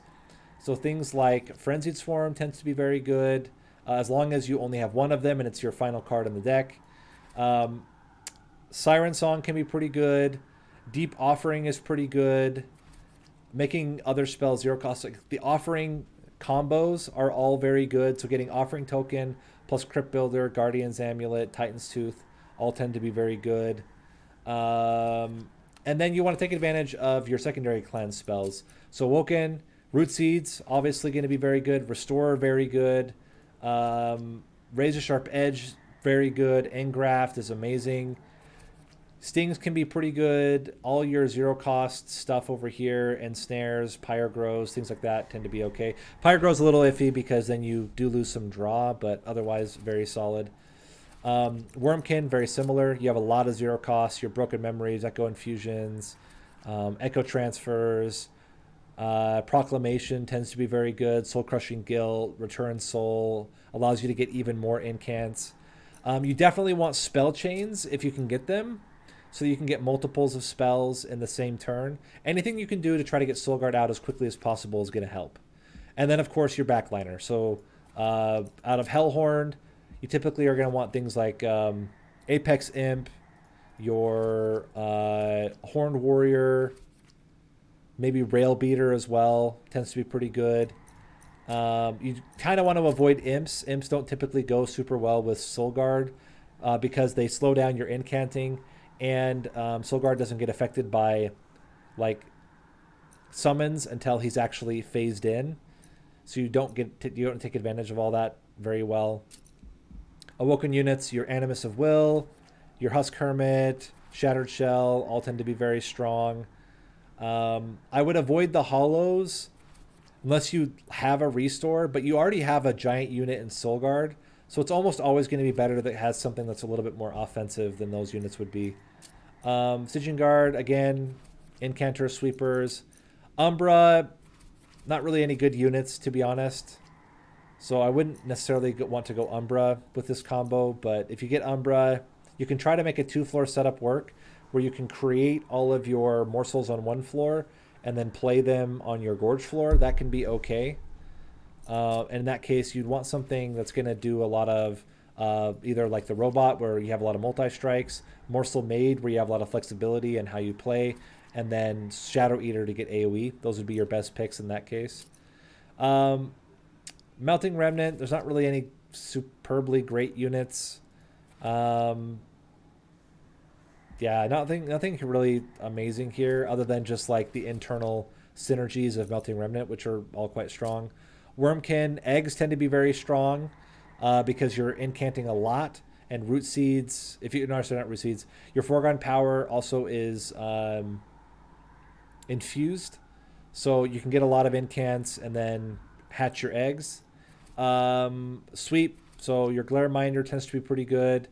I also quite like getting a Keeper of Echoes in these builds. Any of those kinds of things can work really well. We're going to go with Awoken Secondary with Root Seeds. It's certainly the strongest way to play it. And we'll just go for Titan's Channel. Whatever else we get, it's whatever. Okay, we have Seraph the Temperant. Well, it's also really nice, Seraph the Temperant. The sap doesn't affect Soul Guard, which is kind of nice. Mollusk Mages are pretty meh. Vine Grasps are okay. Yeah. It's like an okay start, not an amazing start. We do need to get Titan Channel, though. We didn't get it, so we'll restart. This is probably marginally better. Patient is a little bit... You have to get, like, days, but other than that, it's pretty good. Okay. This is now an amazing start. This is now an insane start. Okay. Well, there you go. With an insane start... I'm gonna go with Firebox. Then we can get like some really good incant units. This should be totally fine.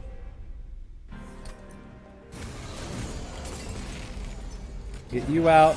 The nice thing about Soul Guard as well is Soul Guard does not get Ember Drained, which is pretty sick. Also, Soul Guard's already awake, which is not bad. Blast these fools. We don't really need to incant anymore, which is kind of nice. I think I'm just going to blast.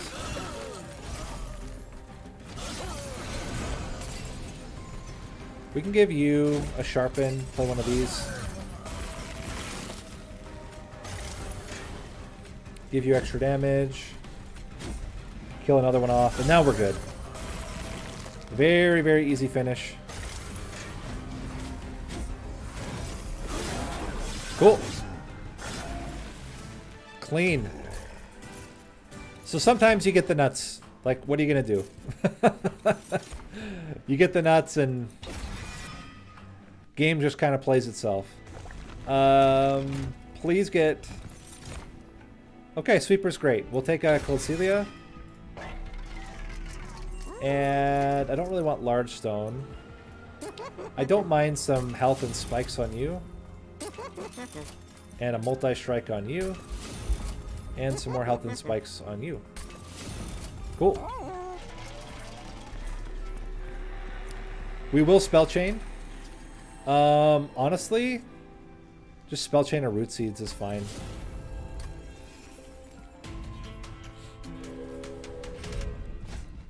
Okay. Should still be okay. The Siren is going to die, I think. No, we can activate Soul Guard. You're gonna die. We're gonna get... This guy's gonna go straight to the Pyre, which is very annoying. But the rest are gonna go there. I'm gonna play him up front. Try to get enough armor out that he lives. Greed. I'm a greedy boy. Incants are very fun. There you go. Get wrecked. And yeah, we're just gonna incant. Hello, sirs. Welcome. Goodbye, sirs.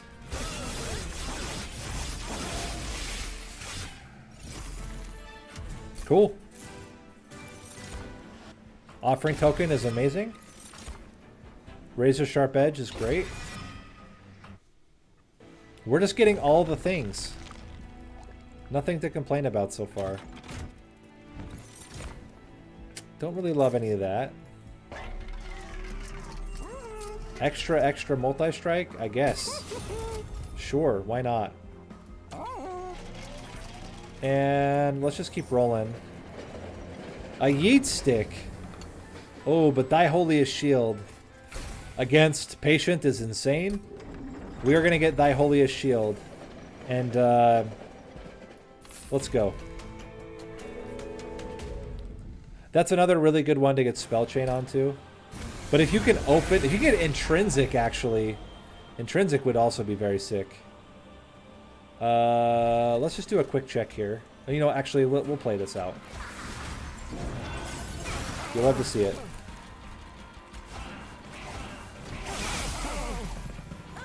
No yeets for me, please. This is a yeet-free zone.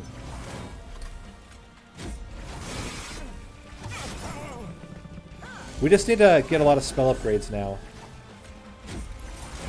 And good good units to merge onto our existing units.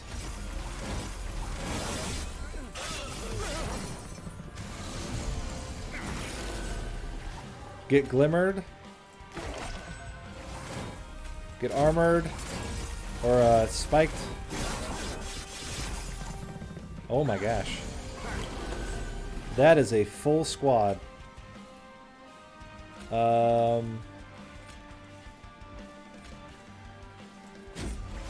This should get the kill. Get you down here. Bogard took a lot of damage there. I mean, we should still be fine. 1, 2, 3, 4. 1, 2, 3, 4, 5. Can Soulguard survive? This is the greatest question. Get wrecked. Soulguard lives.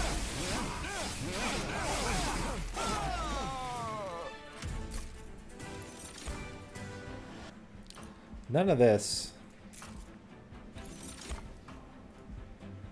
We could put the Guard of the Unnamed onto the Guardian Stone. That's pretty good. There's a chance for a dupe as well, I think. We'll go Stygian Banner, and we'll try to get something that can merge really well. I'm also wondering, what if we take 1 extra capacity to fit the Guardian Stone? I think getting 2 Guardian Stones seems like really, really solid. Yeah, let's do that. Get an Incanter. Okay. Massive Soul Guard. You know what? I'm going to take a second Cold Celia. I actually think we have enough damage already. Wait, hold on. Do we have enough damage? It's going to take a hot minute to get there. Is Rage better? It's only 1 Rage per... No, it's actually going to be double Rage. We have to just get really lucky with Sustain. That's the only issue. -2.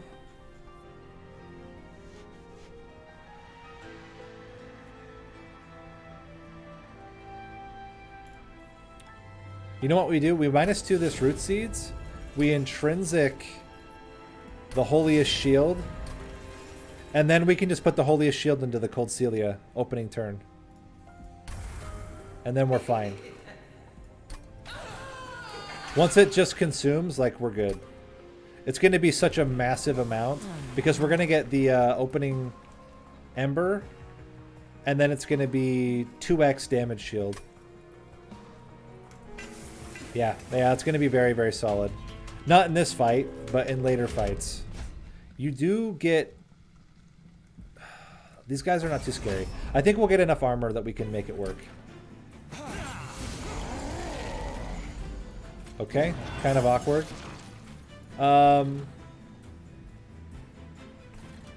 Get you out here, plus you. Do one of these numbers. And chill. Okay. Get you out.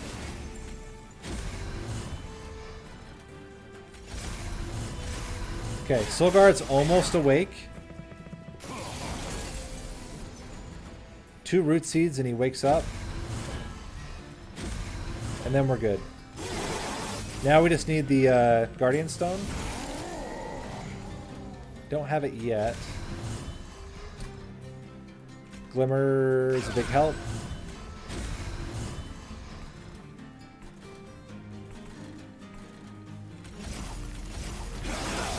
Okay. Guardian Stone, save us all.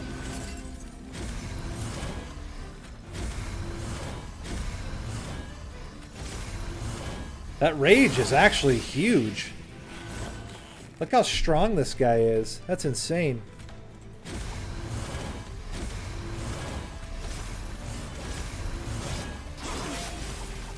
Let's see. 4 spikes.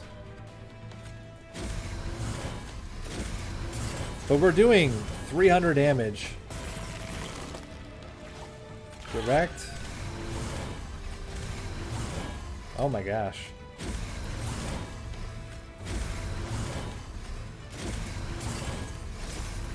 Wow. The damage scaling is very, very real right now.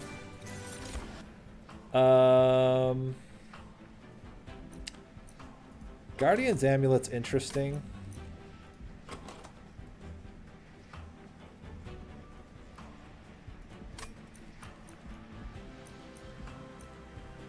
I think I'm gonna not take it though. Or this. Choose a divine artifact.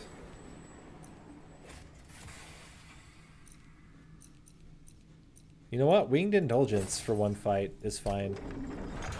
Let them do 0. Hope for peace. Okay, so now we can always start off with like an insane opening turn. We actually don't need unit upgrades. So we'll go left path.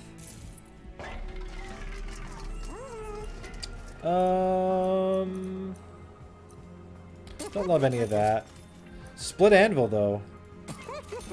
Now I wish we had taken some, but actually there's some good ways we can use that. Also icicle fracture. Both of those are very, very good. I don't think we need this. I think the big opening will be enough. Let's merge now the Guard of the Unnamed under the Guardian Stone.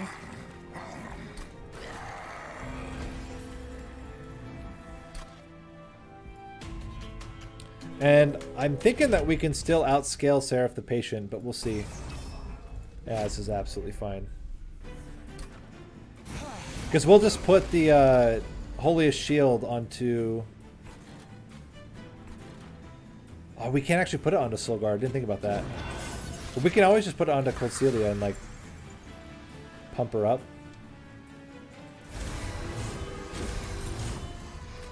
Like that.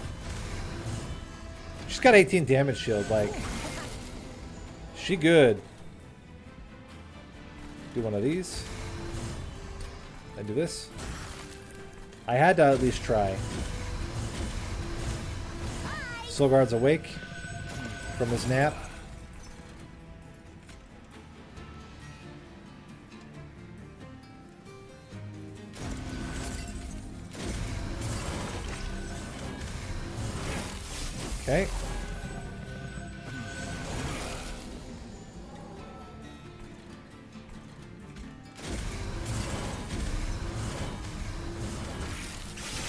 Good stuff.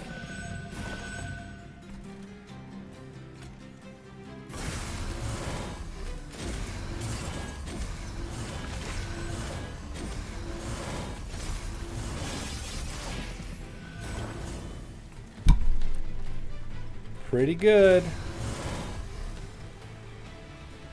Oh, that's true. That's a very good point. The only problem is then we won't get to take advantage of the firebox.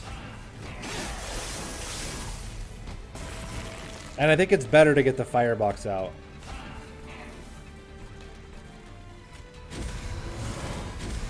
Also, we have 7 damage shield.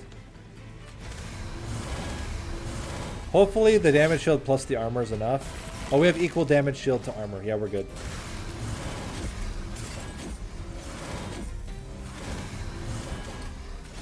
Get wrecked.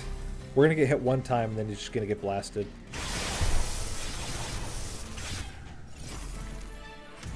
Cool. Okay. We take that. Preserve. Fantastic. Ooh. I don't think we'll take focus growth. It's interesting, but I don't think we'll take it. We can still dupe at the end. So let's go unit upgrades now. Yeet some stewards.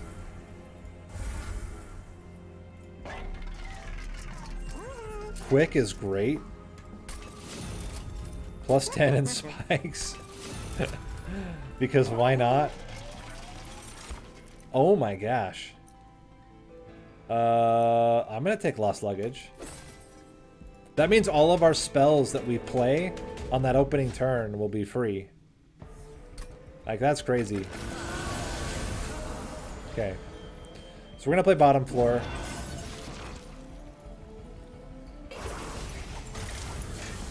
Get these guys out. Do this. Do this. One of these, one of these. Okay. Do that. 2, 3, 4.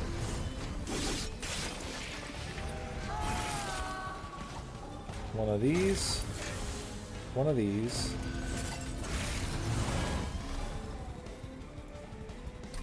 So 1, 2, 3, and show. Okay. Get blasted. Just look at this guy. She is going absolutely buck wild.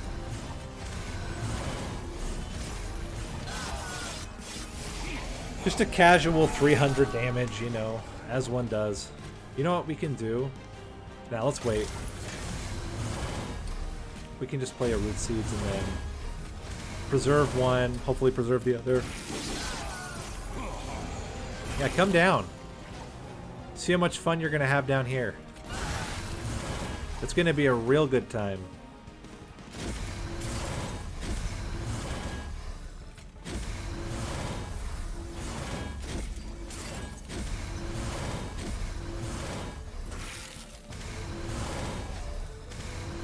That was like the perfect incant turn. 63 rage.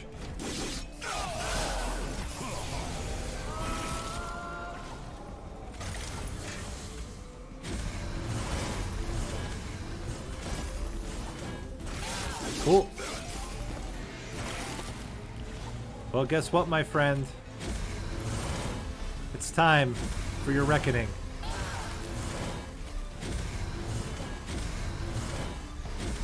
I don't think we can get down to one hit, unfortunately. But it's not too bad. Man, I completely underestimated how much rage she's getting. It's pretty insane. Very, very, very insane amount of rage. Oh, Woken's Rail Spike. Thank you. And draw Ember. Draw. I don't know if that was right or not, but we did do it, and I stand by it.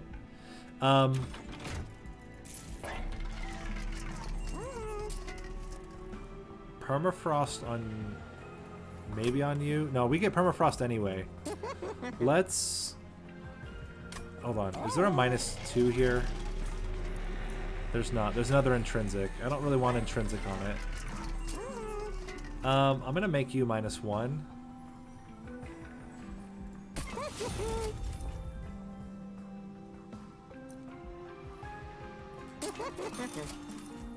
Oh my gosh, we could have stack stoned it. Oh, I'm so sad. Can you imagine? The stack stone would have been insane. I don't really think we need spikes that much. I guess we can get more onto a glimmer. That would have been so good. Awoken. No. Ah. Oh, that would have been so good. It's fine. It's fine.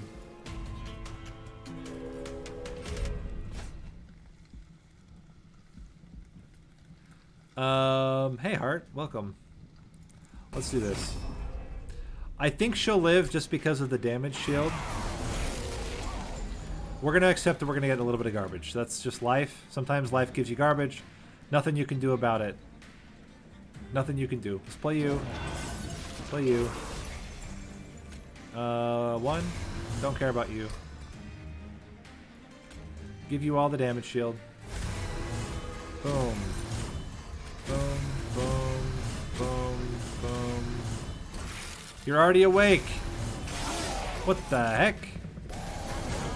Is that allowed? Yeah, we can play this for... Or we could wait. Let's wait. There will be better times to play it. Oh my gosh. Garbage City. Anyway. Luckily, we already incanted enough, I guess. Not really sure how that works, but we'll take it. Man, 2 garbage per turn is like a lot of garbage per turn.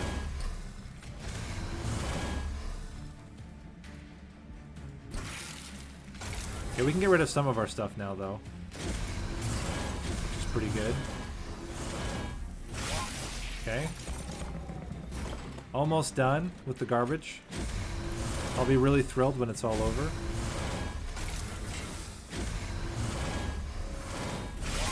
I mean, it's fine. It's just a lot of garbage.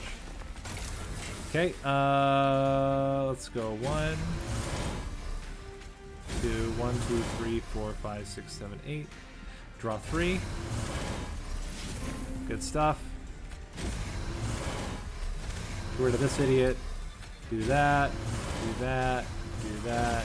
Do that. Okay. For the 1, 2. Could have played one more spell if I played this correctly. But it's fine. We blasted. Blasted. Not quite enough to get... Oh no, we did. We got down to 1 hit. Sick. Cool.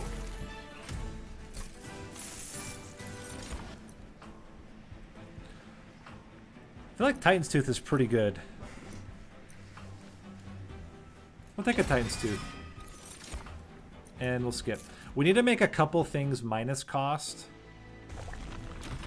And we just need to dupe our Guardian Stone. -2 on Awoken's Rail Spike seems very solid. Just to draw more. And let's get Holdover. I actually like Holdover on the Offering Token. Has some opportunities to do good work for us. I also like one Ice Tornado to be cheaper than the other, so we can play both of them in the same turn. Let's get +10 on Titan's Tooth. I don't know what artifacts are going to be great for us right now. We do heal with Glimmer sometimes. I think I would rather yeet the Stewards first, and then see how much we have left after that. think I'd rather go for something different. Root? Root could be good. Just in case. I don't mind taking a root here. Okay. I think...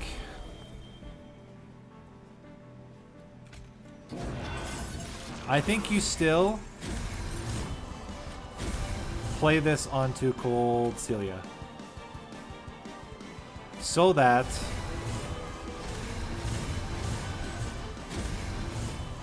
because she's going to kill everything quick anyway. Nothing will ever hit her except for Divinity. And Divinity is not going to hit, you know, a million times. Also, I love that offering token triggering this still reduces the cost of all the spells. It's one of the greatest things there ever was.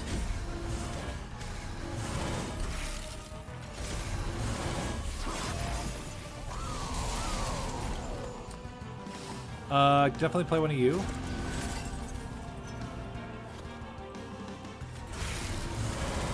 I mean, I guess I don't hate this right now, but I feel like we could find a much better time to play it.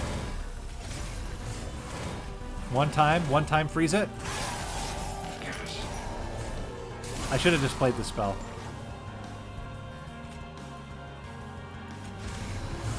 Sick. Now all these are free.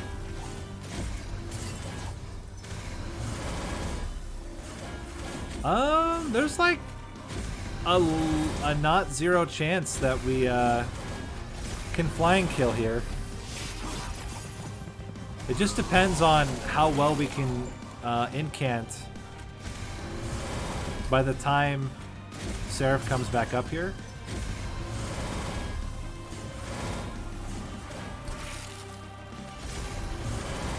We're only at 180. All right, here we go. Here's our chance. This is our chance. If we're going to get the kill, it's going to be now.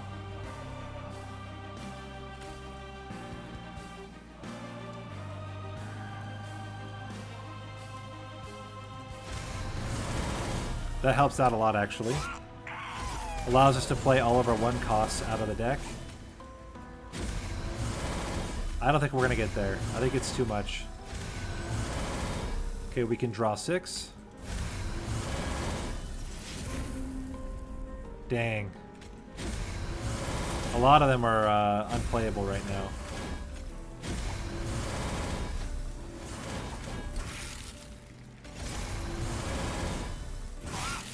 Okay. Yeah, Patient's a real jerk. So I also feel good anytime you can just wipe the floor with him.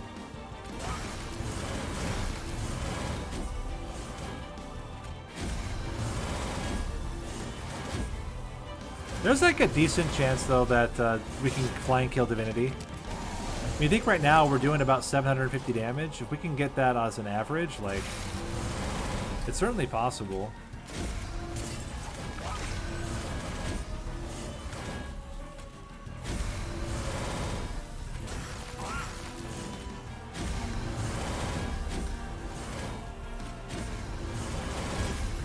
And I think we still just frontline with Cold Celia in all the battles. I mean, right now, her armor is like also nothing to sneeze at, so... I feel like you could most definitely get there with her.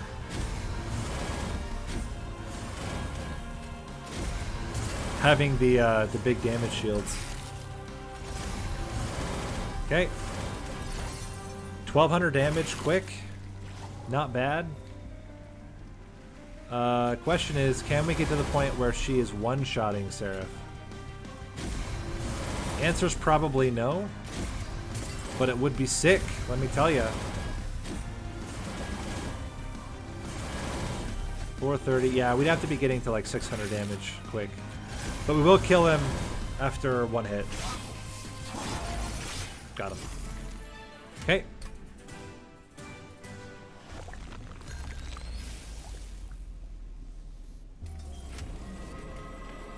I don't know if this is a great showcase of Silguard, because you could literally... I guess Silguard was really, really useful early game.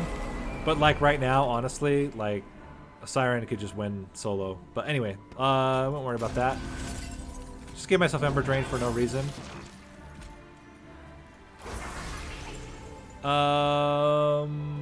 I think we will generate enough armor. Holy crap. That we can do this. And then just go nuts. Yeah, we're generating so much armor per turn. It's no longer a problem.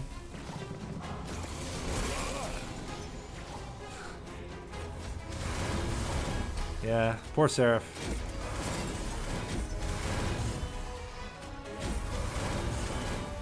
Having incontinence and then us just making it worse for him. We still have one Ember Drain. Oh no, we're out of Ember Drain. We're good. Okay, so we can do this. And we're just gonna draw after the fact. Whoops. Let me just increase his damage for absolutely no reason at all. Draw 3. Okay. One time. Okay, it's fine. It got frozen.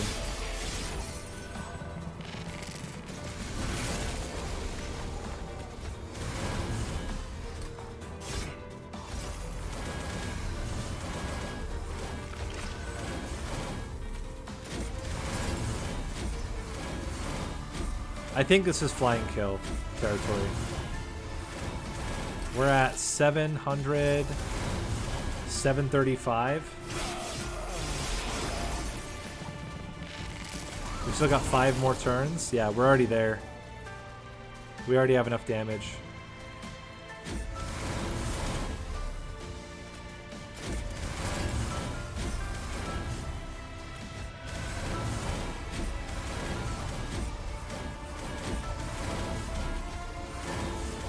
Oh my gosh. 800, yeah. 8 times 5 is 400, so we're good. We'll kill, I think, the turn before the second mini-boss gets up here.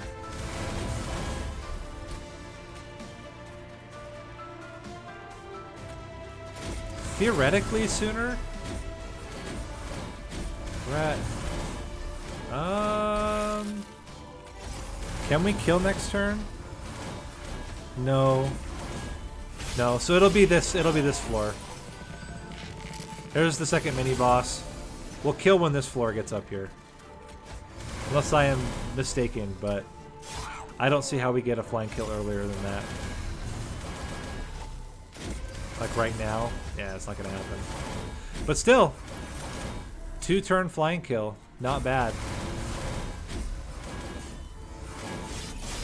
They never got through the damage shield. And they never will.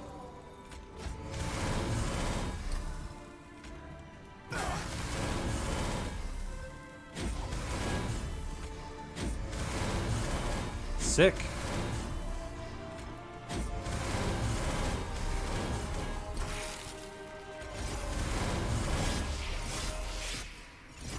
Yes! Victory!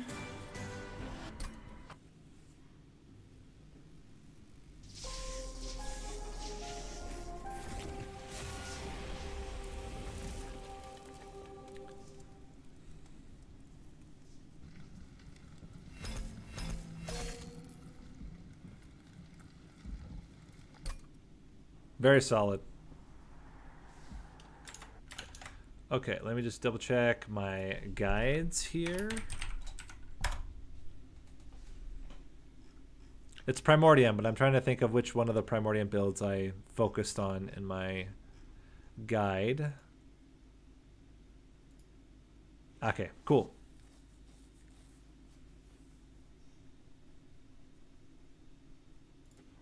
So, next up, we're going to talk about the Country Kitchen build. This is the Primordium build. The idea is you go 1 rank of Superfood and then 2 ranks of Stalwart Snack. So you have the chance to stack the most amount of buffs onto Primordium before Primordium then has, 8 turns of gorging. The other advantage of Superfood and you want to get superfood early if possible, is that you get the 10 extra health, which is really good for, first off, Primordium to sustain, and second, for then the unit that is gorging to take advantage of all of the extra health.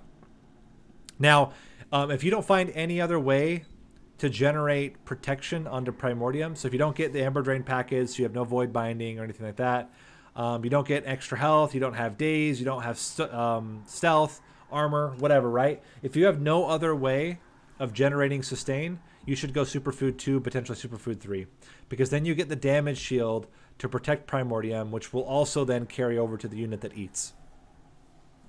So that's the idea. So what do you want to put? And maybe this is important to talk about. Primordium's status effects are all status effects, both positive and negative. So if you think about buffs, that's going to be Rage, Spikes, Multi-Strike, Armor, Sweep. No, not Sweep. You can't get Sweep. Trample, Quick. What else can you put onto a unit? Lifesteal, Damage Shield. All of those buffs, major buffs, you can put onto Primordium, and Primordium will give those to the unit. So the most exciting things are things like, you know, the multi-strike, the heavy damage shields, the big rage damage. Like, those are like the most fun. On the other hand, every negative status effect also gets carried over. So that's fragile, melee weakness, sap, ember drain, anything else? Those are probably all the main ones. Frostbite, reap. All of those are going to also carry over onto the units that are gorging off of Primordium. So you got to be careful. This means that Seraph to Temperate can be a problem if you're not buffing more rage than you're getting sap. You'll end up just sapping your unit to where it's not doing any attack. You can still do it, but again, you just need to make sure you are getting more damage out than you're getting lost. As I said, you just need to be careful that your Primordium can survive through Divinity if you're going to be playing on the top floor. And if you're playing on the middle or bottom floor, it's less worrisome. You can put Primordium in the back and you're totally fine. Other things to be worried about is sweep units, spikes. They just destroy Primordium if you're not able to protect it somehow. So that's like the Primordium part. We talk about units that are good with gorging on Primordium. Robot can be really good, but you need to have Robot merged with itself so that you have the extra fuel, or you need to have double gorges, or you need to have enough space that you're regularly putting morsels out on the same floor. It's a real bad time when you put out your Primordium, you buff up your Alloyed Construct to like 11, and then it only has one fuel and dies because it doesn't get to attack anymore. So just make sure that if you're going to go Alloyed Construct, which I think is like the best one, best or second best, you do need to make sure that you either merge it onto itself so that it gets the double fuel, or you have double gorges. Morsel Maid, also very, very good. The cool thing about Morsel Maid as well is every time you play a morsel, it will gorge. It's also the negative thing about Morsel Maid is that every time you play a morsel, it will gorge. So just be aware that you can actually eat your superfood too quickly if you're not careful. But it is a way to get like a massive amount of stats onto Morsel Maid instantly. And by the way, it's not just Morsel Maid, it's any unit that has the Morsel Maid hunger as well. We'll do the same thing. Shadow Eater, also very good with Primordium, because you get the AoE, plus you're getting all the good stats into Shadow Eater, which already has strong base health. And then outside of like your units, it's all about the buffs. So Perils of Production, your main Ember Drain enabler, Immortal Trade can be quite good as long as you have a way to play out the rest of your unit. I mean, you got to be careful about Ember Drain. That's the one thing. Ember Drain is going to stack incredibly high with Superfood, so you just got to be cautious that you don't overstack the Ember Drain too much. But yeah, so your Rage, your Lifesteal, Void Binding is amazing because you get the damage shield and you get the Rage. Furnace Tap is amazing because you get multi-strike onto units. Grovel's quite good because you can get damage shield that then gets gorged. Trample, quite good. Damage shields from Gem Trove, also quite good. So anytime you can get Any types of buffs are going to be really solid. That's within Umbra itself. Now, it's when you start combining with your secondary clans that there's some really neat stuff you can start doing. So here, there's more options for multi-strike with One Horn's Tome. You also get all of these rage options with Ritual of Battle. You get imp options. You can go Apex Imp and get like insane amounts of armor on your Primordium, which gets insane amounts of rage onto Apex Imp. You can put a Deranged Brute up there to get even more value out of the rage. Steelworker is very, very solid because Steelworker will add armor onto Primordium, which then gets scourged onto the Steelworker. So a lot of these things can be really cool because you can get insane amounts of rage armor and then get like multi-strike, even though you get fragile. But if you have damage shield or armor, you're going to be just fine. That's with Hellhorned. With Awoken, your multi-strikers, your sweepers all love Primordium. You can also get like an Awoken Hollow, merge it onto itself, and then get insane amounts of heals. You increase capacity by 1, you put down your Primordium, you put down your Awoken Hollow, and then as you are healing your Awoken Hollow, you can get insane amounts of stats onto your Primordium, which then get eaten by the Awoken Hollow. So it's this like crazy cycle effect. You can also stack insane amounts of regen on a unit by restoring a whole bunch onto your Primordium. All those stacks get then added onto the unit, and then the unit has like insane amounts of regen, which is kind of funny. Spikes. So like Sharpen is really, really good because you get the spikes and you get the damage. All of them gets eaten by your Gorge unit. Quick as well.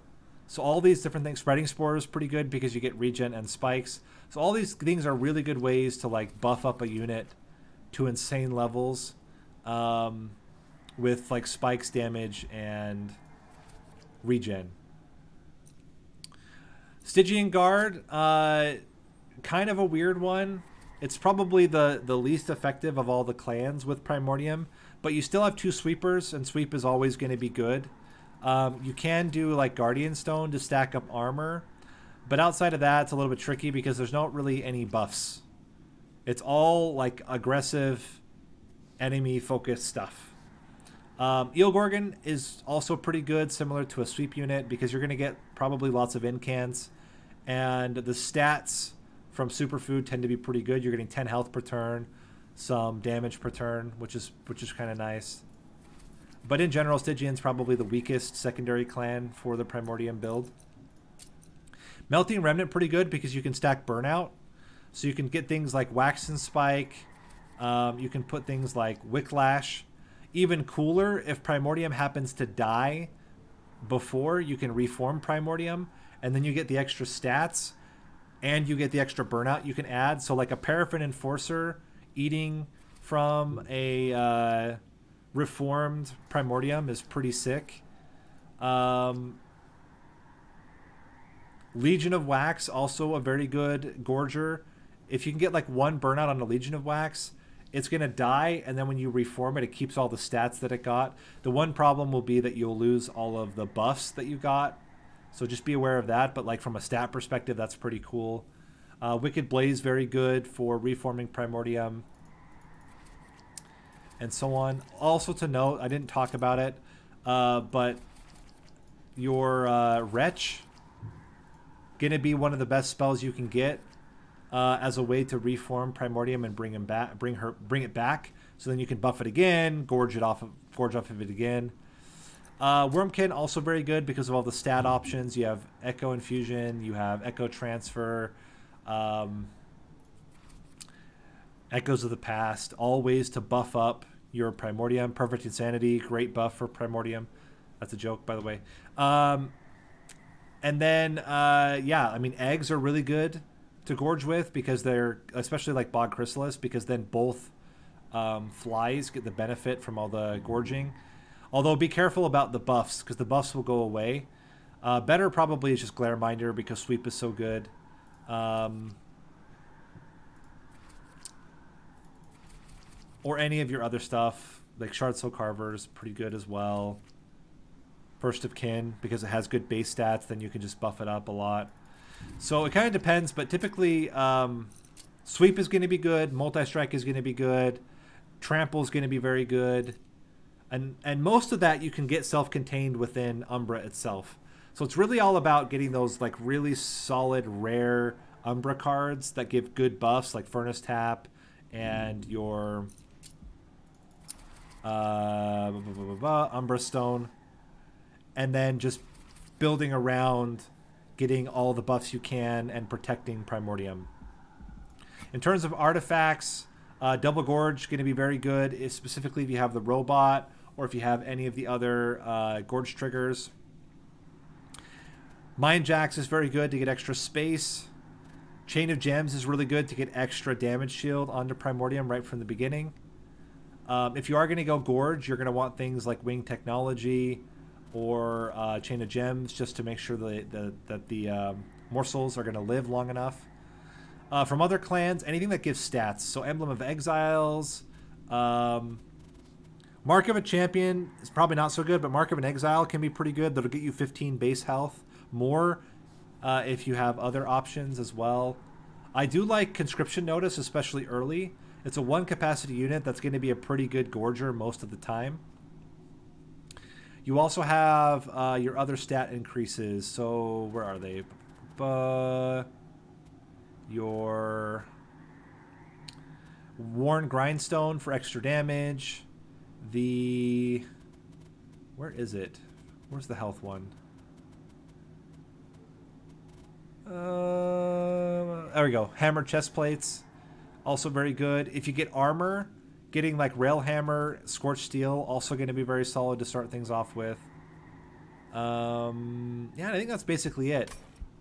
So we're going to go in our build. We're going to go with Hellhorned as our secondary clan.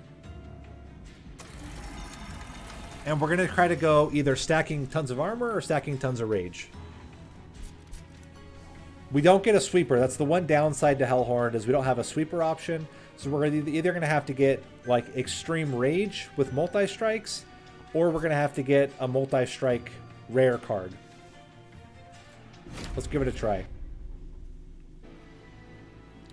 Diligent, pretty annoying, but not the end of the world. We can still make it work. And we do get superfood, which is very, very solid. Can you get rare spells from the first few encounters? Yes. So you can get commons. Maybe that's a good thing to talk about right now. It's not really like relevant for the whole guide, but you can get commons from your starting cards from the first and second ring battles. You can get uncommon cards anytime.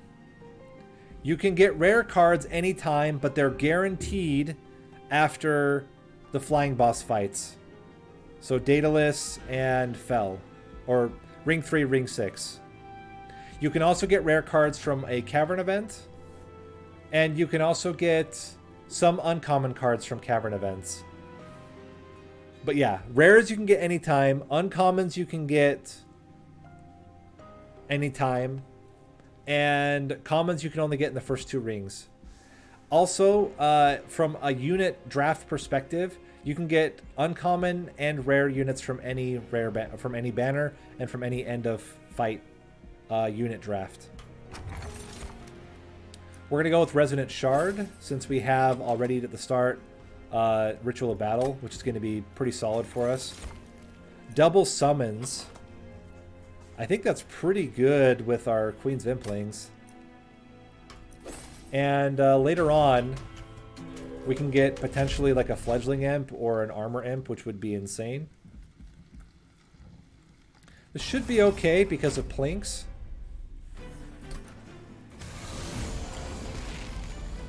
Okay. So we're just going to start off like this. Gotta get some Plinks. Okay, Plink is amazing. Get you rolling now. Plink. Plink, you are needed. Okay, this is actually okay. Totally fine. Play you as well. And get this rolling. That was fantastic. Can still plink. Do one of these. Do one of these. And get this out. Very solid. I mean, we're going to have 21 rage on our steward. Can block with another steward and an imp. Are you trample? You are trample-y, so we'll go like this. Or, you know what, we can do this. 2 hits and you're dead. Got him. Perils of production. So we're going to try it. Welder helper. Ooh, Horned Warrior. Already having multi-strike. That's probably going to be the best thing for us right now. Steelworker? Steelworker. Freaking heck yeah. As I said, early armor is really, really good on Primordium with superfood. We could get piercing planks, but I think we're going to go with this for now. Endless on Welder Helper is very interesting. We don't currently have a way to kill it off, but that's like a future thing for us to worry about. Any damage spell will do. Self-targeting damage spell. This is fine. Actually, the spikes are going to be really solid here. What we want to do is play the Horned Warrior in the back, which is a little bit unusual. But you also want to play your unit first so you don't get Ember Drain 2 turns in a row. It tends to be pretty not fun. Okay. Obviously would love to be able to play Ritual of Battle, but this is fine. More damage shield is great. And I'm going to do that for now. Would love any rage at all, but this is fine. Gonna put you out. Pop you. Play that. Okay. That's good stuff. You're sweeping, which is pretty annoying. I think if I put you in the front, you still die, right? We're going to take some damage, and we're going to get a lot of garbage. Unfortunately. But I think our buddy's still doing it.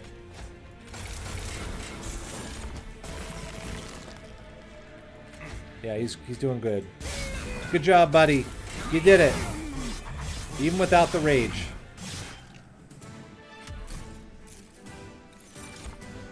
Another Perils. And I'm going to skip. We got to make these Rituals of Battle free. I don't think we're going to take this, whatever it is. Yeah, it's another Horned Warrior. -2. No dice. Let's just keep rolling for now.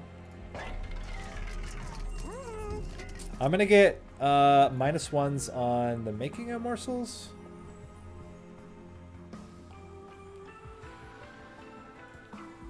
Huh. More googly eyes. I'm going to do this for now. Really want holdover. Okay, we're going to go 0 cost on the making of morsels for now. And go something like this. Alright, Caverns, what do you got? Minor refraction or major refraction. It does add 2 capacity. Do we want to make him smaller? I don't know if we want to make him smaller. We could put it on the Ember Forge and fit the Ember Forge on the floor. I don't know if it's very good. My goodness. I mean, I love the idea of this Horned Warrior being super big, but it means we're going to have to take extra capacity. Maybe that's okay. Maybe that's okay. We try to get another multi-strike or trample or furnace tap and make it work that way.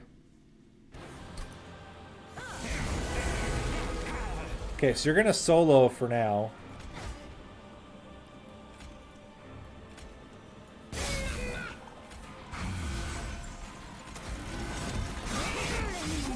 Okay, we got to block. We can go like this.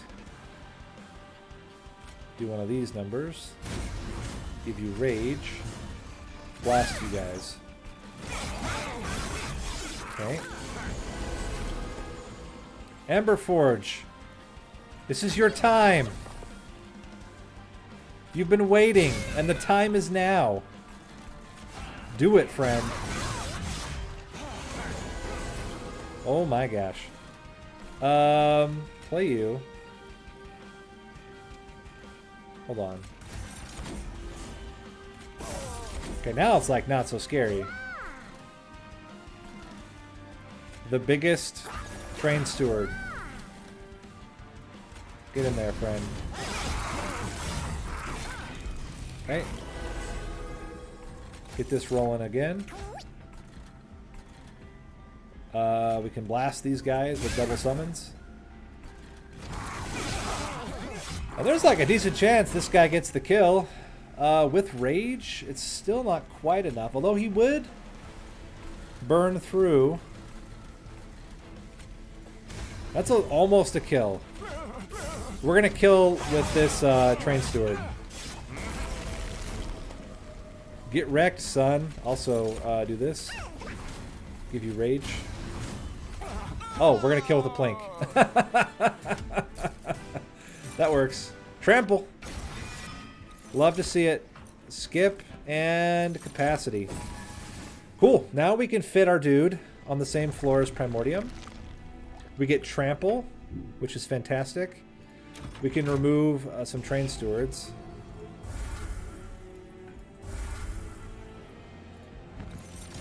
Nothing. I'm gonna dupe another Perils. Eventually these Perils are gonna be good. I'm just waiting for the right moment. I think straight up HP is just a little bit better. It's arguable, but I think that's the right. Let's take Stalwart Snack. I think it's the right pick. There was a Morsel Maker, but I don't think we want to try to fit a Morsel Maker in. This should be okay. There's only 3 units ever. We're doing only 2 strikes right now, but they're pretty big strikes.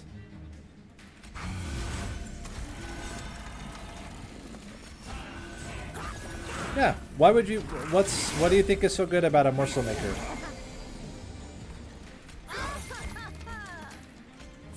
I mean, it's not bad. Like, Morsel Maker is fine. But you're going crazy for it, and I don't know why. We need more rage. Or trample. You know what? We're gonna go nuts here. Give you trample. And you're gonna help us maintain some of our ember.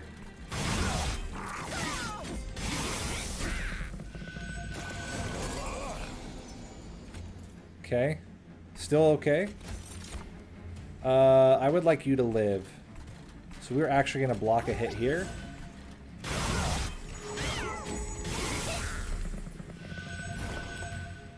Okay. Do one of these numbers. Block a hit here again. And plink. I think we're good. Look at this unit. What do you mean a super buff unit? This guy is destroying worlds on his own.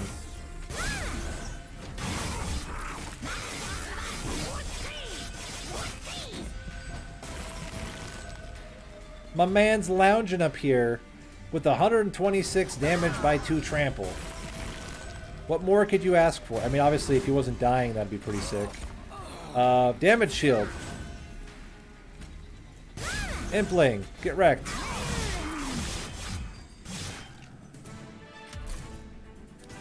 sure. Void Binding. Okay. Okay. As cool as that will be, we're not going to take it because it's too hard to play. But that just got really good. What we need now... Continue to remove Train Stewards. We need to make all of our spells free. I think we got to make the rituals -2 first. Nothing to merge yet. Okay, morsels enter with damage shield is kind of interesting. But Worn Grindstone is also very good. Just to get extra stats. At the same time, I'd love like... Okay, hold on. Hell's Banners. Yeah, we take Hell's Banners. That's another way for us to generate Ember later on. Monster Rail Spike on an Impling. I don't want a spell Rail Spike. We'll take a Monster Rail Spike on this Impling here. We'll get one Super Impling. And then, as long as we can play units or generate morsels every turn, we're like totally fine. Okay. That's pretty good. Play you. Play you. Big Plink. Hold it.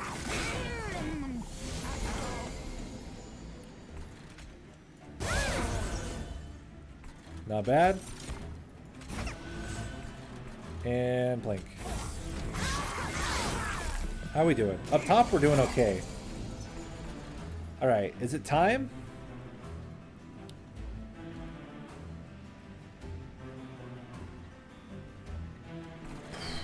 It might be time.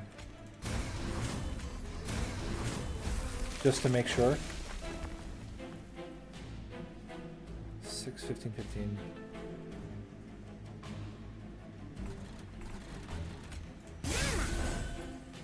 It's actually okay. And Big Plank. I think we're good now. Do one of these numbers. I think Void Binding just a little bit better to get some damage shield. And we're gonna get some leaks here. Crazy. They're not that big of leaks, but they are leaks nonetheless. Okay. We can get more stats. 8 hits of 14 is not enough to kill us yet. Okay. We can do that, play that, and Plank you. Okay. Got there. Woo! Really need holdover. Excavated Ember is very good. That's another way to generate extra... It does make us fragile, though. We don't have enough armor yet. Oh, but the damage... Or the multi-strike.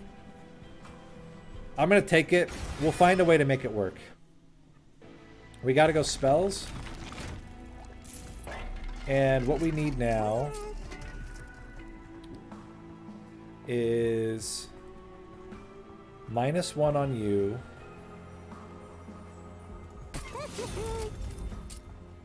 Double stack on the One-Horned Tome. Holdover on Apparels of Production. -1 on a Void Binding. Now we got a bunch of things that we can use as consume spells. We can yeet some Implings. Now, currently the timing's a little tricky. I'm going to take the plus coins here. We probably won't be able to play the multi-strike yet. Oh my gosh, we got Scourges. Oh boy. Oh boy. Do we dare play on the bottom floor?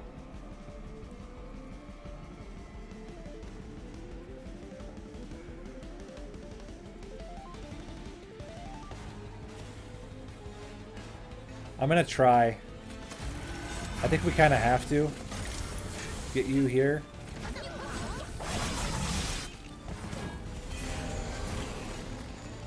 Do one of these numbers.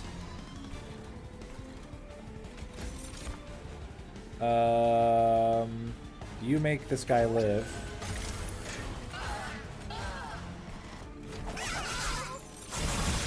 Okay.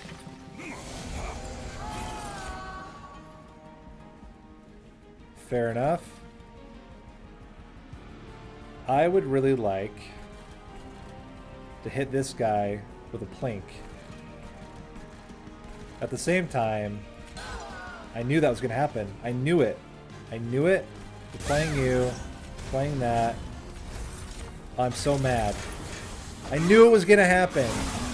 I knew the game was going to be an absolute jerk and completely miss both plinks. Alright, we can start building up now if we want. This guy's going to do another 30 damage to us.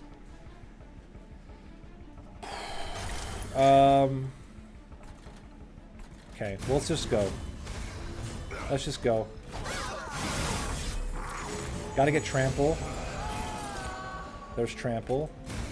Void binding. Trample. Okay, we're gonna take a lot of damage. And we're gonna have one ember drain, or one garbage, which is bad. Okay. We actually are gonna be able to play, despite everything, we are going to be able to play this One-Horned Tome. I am going to play it because I think that we can survive somehow. Fel might just kill us in one hit, though. This is the only problem. None of these guys are really that close.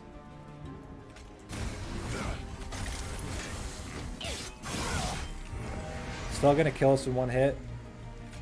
Not quite. Void binding. But boy, scary times. We got through it. We made it. We survived. Dark deal. And extra draw. Okay. We got to go removal again. Okay, lost luggage is really good. Really, really good. We can eat out the other two implings. Hold over on another perils.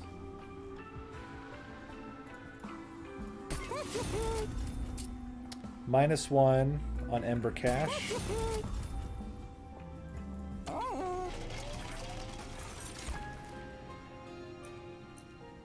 It doesn't work is the problem.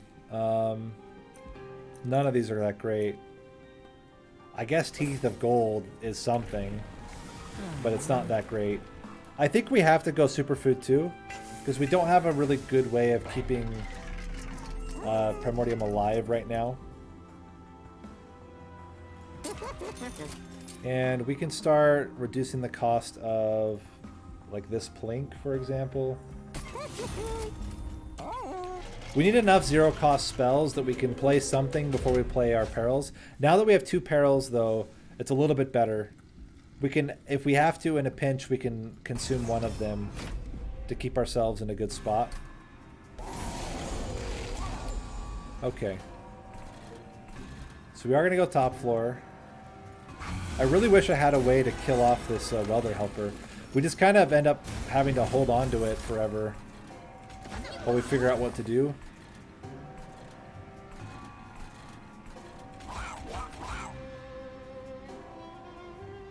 I mean, I guess we can have it out here.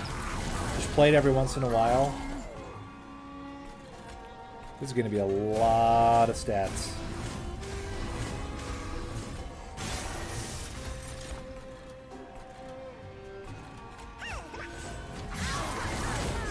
Okay.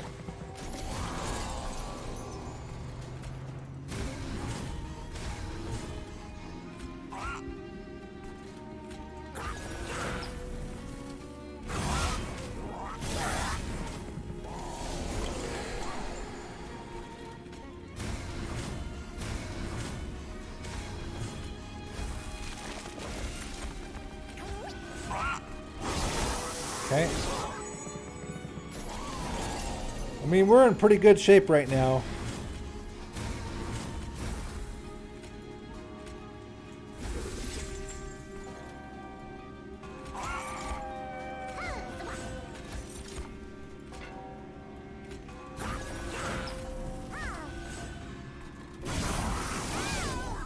Not bad. And we can just keep this rolling. The only issue is that we don't have like as much armor as I would like. Oh crap. Oh no. Did we just kill ourselves? No, we can play the Void Binding and we can play the Welder Helper. And then we're good. Oh my gosh. That's why we have Welder Helper at the end.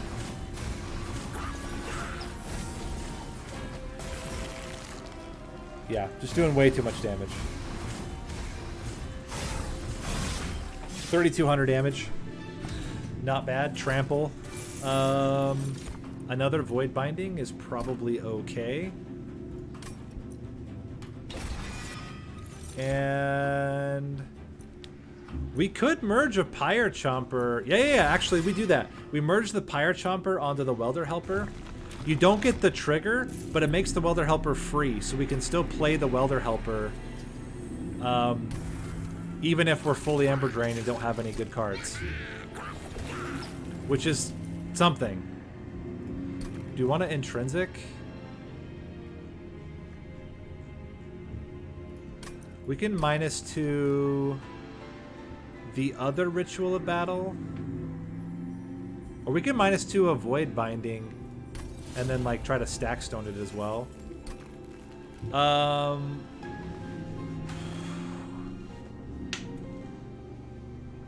Let me think. I kind of like Intrinsic on Trample just to make sure we get it early.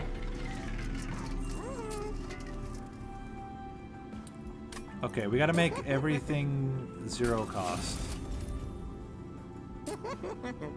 I don't want to remove Consume from that.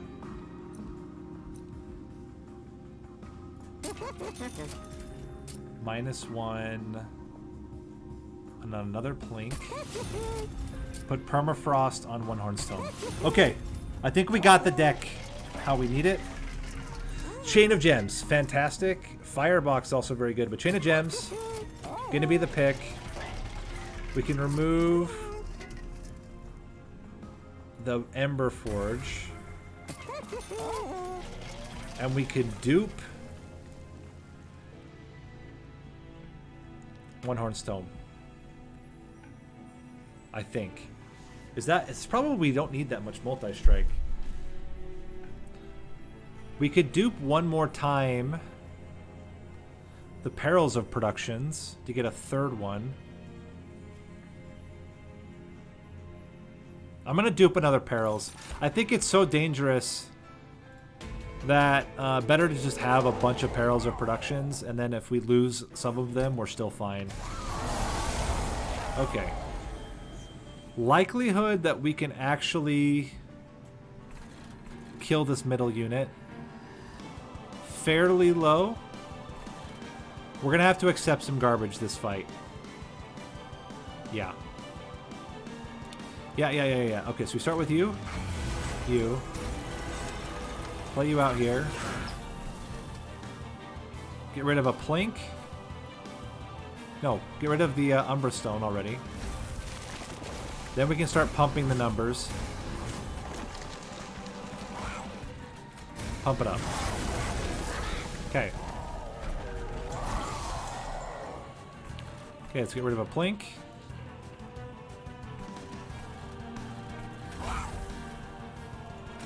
You'd love to see it.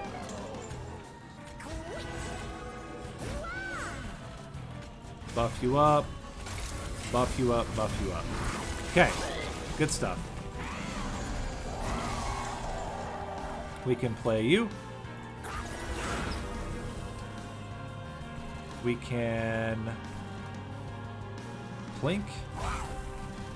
Buff. Buff. Get rid of you, get rid of you. Okay. Now we're only getting 1 garbage.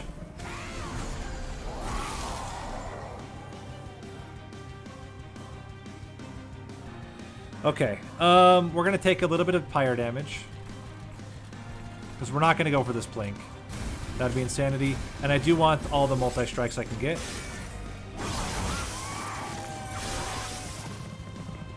Void Binding. That's what we need. Okay, we can play Making a Morsel. Pump you up. Pump you up. Do one of these, do one of these. And I'm wondering, like... I kind of think I just kill one of these. Because I think we're good on damage, but the sustain is going to be a problem. Now we can play you, and play this. Void Binding, damage, damage, go to you.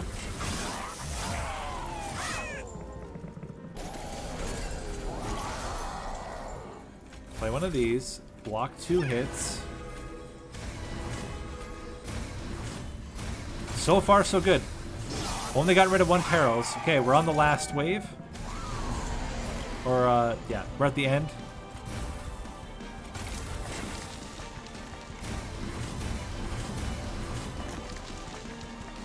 Okay. I mean, we're killing him in 1 hit. We're doing 6,000 damage. I guess we're not killing him in 1 hit. We're killing in 2 hits. The biggest problem is this guy scares me to death. Okay, Void Binding gets us there. Maybe. Plink 1 time. You gotta be freaking kidding me! Losing to Plink. Losing to Plink. You've gotta be kidding me. Damn it. Alright, I've got another play we can do. I should have done this anyway, so it's a little bit my mistake. We're going to play it exactly the same way. The only difference is going to be...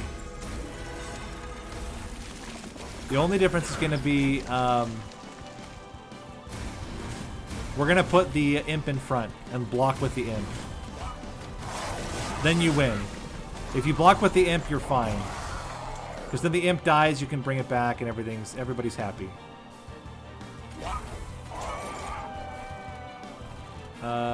Try to do that.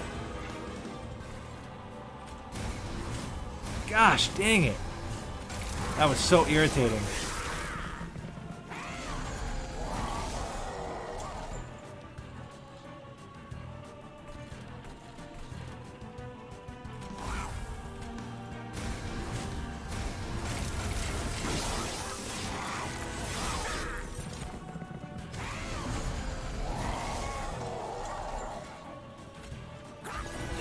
Why is our draw so bad? It's like way worse than before for some reason.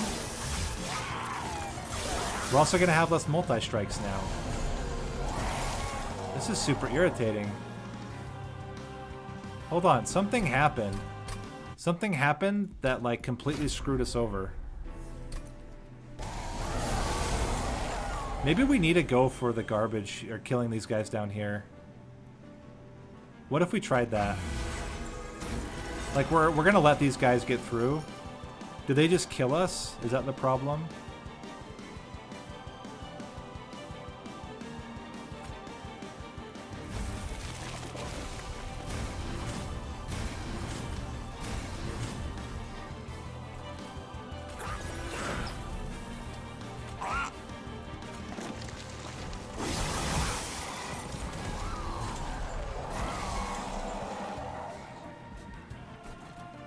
Does he just kill us? He might just end up killing us. Yeah, this did not help at all. It's actively worse. Okay, just kidding. We're not gonna do that. We have to play the same way. But there was something that went wrong. Like, apart from just playing the imp in the front, something happened. Oh, we kept the imp alive. That was probably the problem.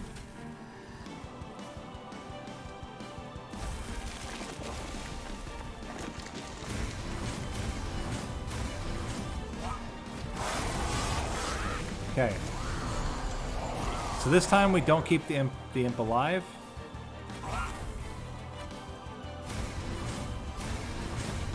We let it die. Put this in the back.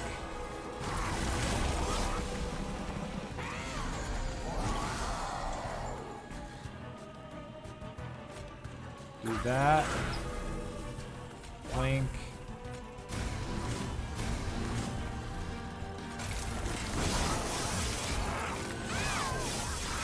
Okay.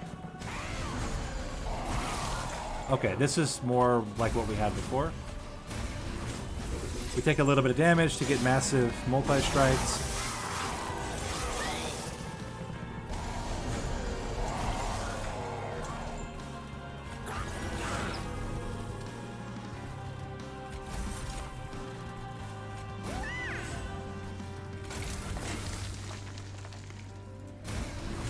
Okay. Slightly different than before, but maybe that will be fine. You just need to die as quickly as possible.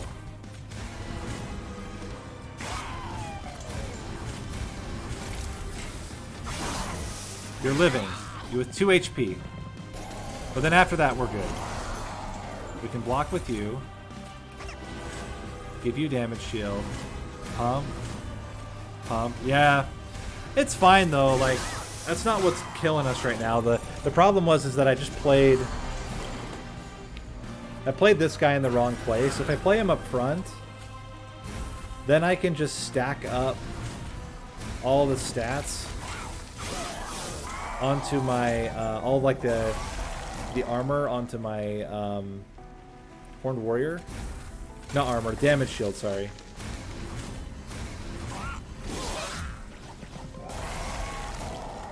And then we're in a much better spot.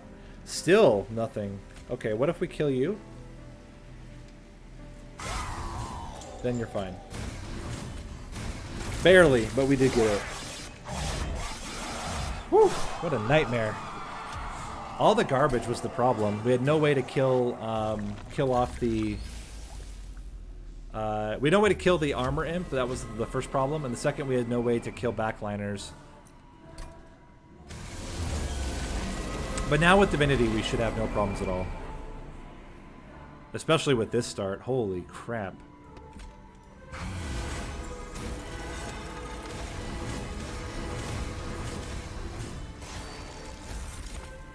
My goodness.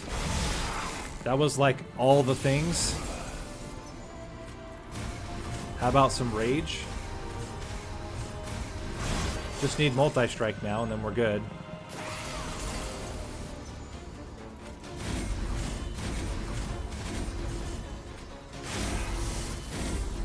I'm even gonna wait, not play the imp yet. But I just don't want it to accidentally mess up my draw. Oh my gosh, you gotta be kidding me! It's literally the last card in the deck. Ah, the game really is like over the top sometimes. Wait. Oh, did I already play it? Wait, what? Why didn't I draw it? I guess I have 3 perils, but like, what? How did I not draw it? My cards are all not holdover. I only have 3 holdover cards. I don't know. That was bizarre. Anyway, that's fine. Whatever. We're good now. As long as we can survive this turn, we're gonna win. And of course, we're not gonna survive this turn. God damn it. We're gonna lose.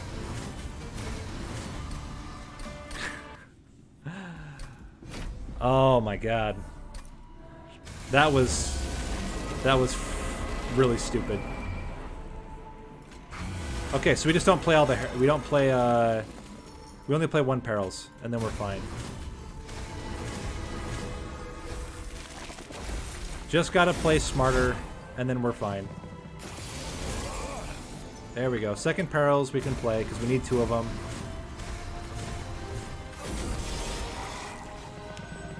And now we'll actually get there fast enough to actually be able to play it. which will be sick. Will you die here?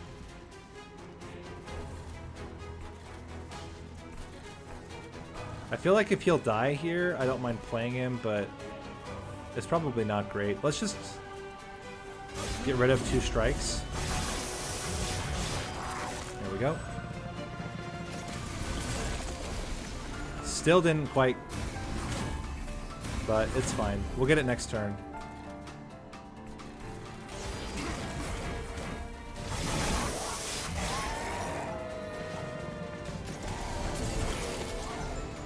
Now we can actually put it onto our guy like this instead. Along with more buffs. We only have 25 armor. Block the hits, please.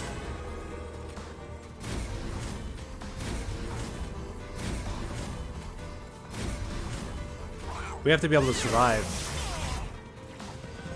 We need a unit to block. A unit to block. A unit to block. I think we just barely survive. We don't even survive. Damn. We're literally one hit away every single time. I guess we have to... How do we do this? How do we even do this?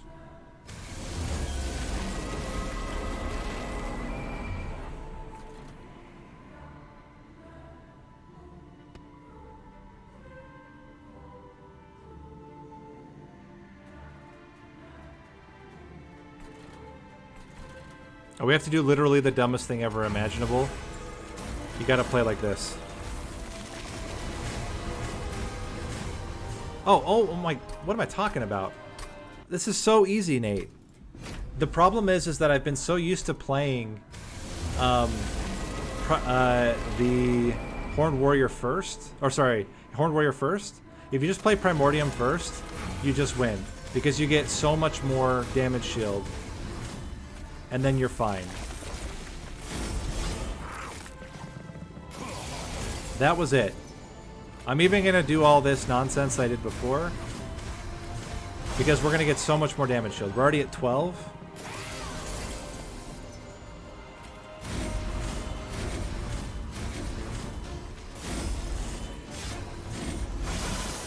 Still at 12. Still or at 11.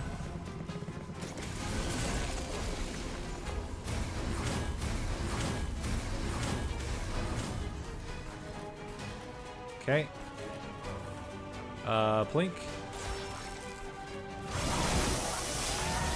Still at 8 with 50 armor.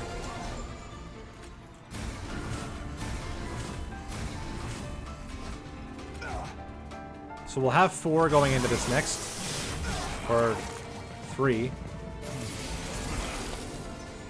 Okay.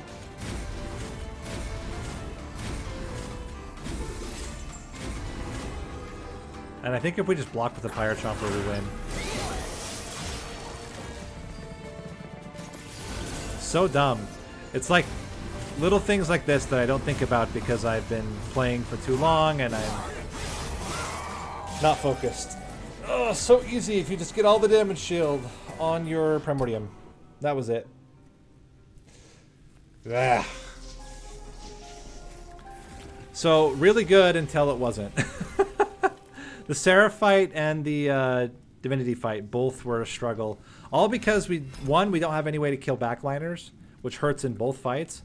And 2, we just don't have enough draw. So honestly, probably the biggest mistake we made was taking the extra, the major refraction. We take minor refraction, we can then play the Welder Helper on the floor. Like, that just changes everything. So strategically made the huge mistake of just making this Horned Warrior too big.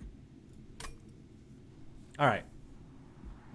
Now on to the final build. So in this case, there are some changes, but it's like more tactical changes than strategic changes. So the last one is the Little Icarus build. And the idea is, how do you make Little Icarus strong all the way up through Divinity?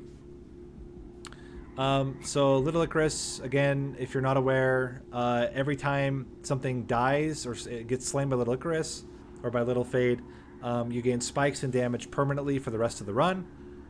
And it increases with the number of ranks.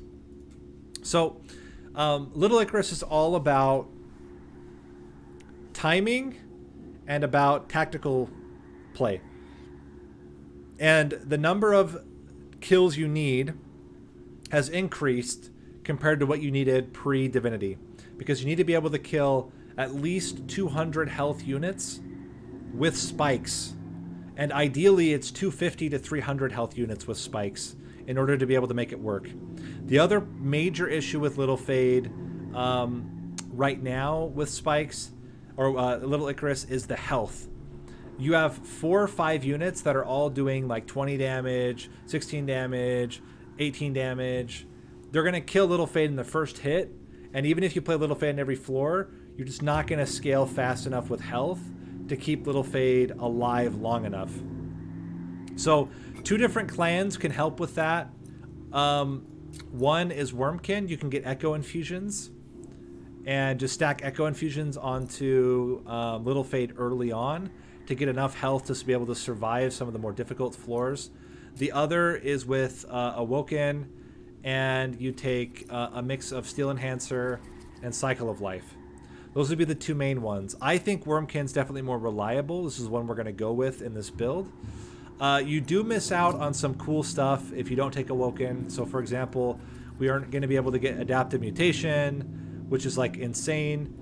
We're not going to be able to get Cycle of Life. We're not going to be able to heal or get extra spikes. And we're not going to be able to get spike buffs, which all is really good, arguably. But I think the Echo Infusion is so important to help you with getting kills with Little Fade that we're going to go with Wormkin instead. Hellhorned, Stygian Guard, Umbra, good luck. You can certainly do it. You can do things with armor and with damage shield to make it work, but it's a lot harder. I think with Wormkin and Awoken, you have the best shot of actually having your Little Fade basically solo all of the floors. And that's what we're going to try. So we're not going to take any secondary unit at all. We're going to go for a clean, complete, full-on Little Icarus run. In terms of... oh, actually, let me go back into Logbook. In terms of other things that are quite good as far as relics go, Emblem of Exiles is pretty good if you go Awoken. Carving Karuska, very good if you're going to go with... Carving Karuska and Base Charge, very good if you're going to go with Wormkin. Outside of that, yeah, I mean... Memorial Fund is pretty good for extra money. But the biggest thing that you're going to need is consistent reform. So being able to get extra draw and reduce the cost of your reform is going to be the biggest thing. Resonant Block is okay early. It's not so great late. Votive Key is okay, but it's a little dangerous just because of the fact that you don't gain extra health. But yeah, we're going to try this. We're going to try this Sans unit all in, Little Fade with Wormkin. I'm going to go with Fractures. And we're going to re-roll for Infusion as one of our starting cards. It's one of the common spells, so it's going to show up here in the middle if we get it.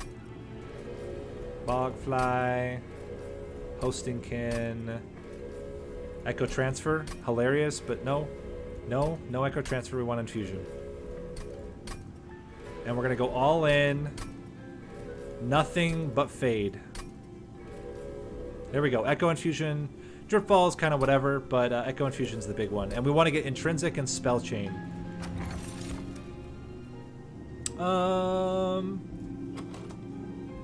We could go with Decayed Decoy for bosses. Oh, we don't even get Little Icarus. Gosh dang it.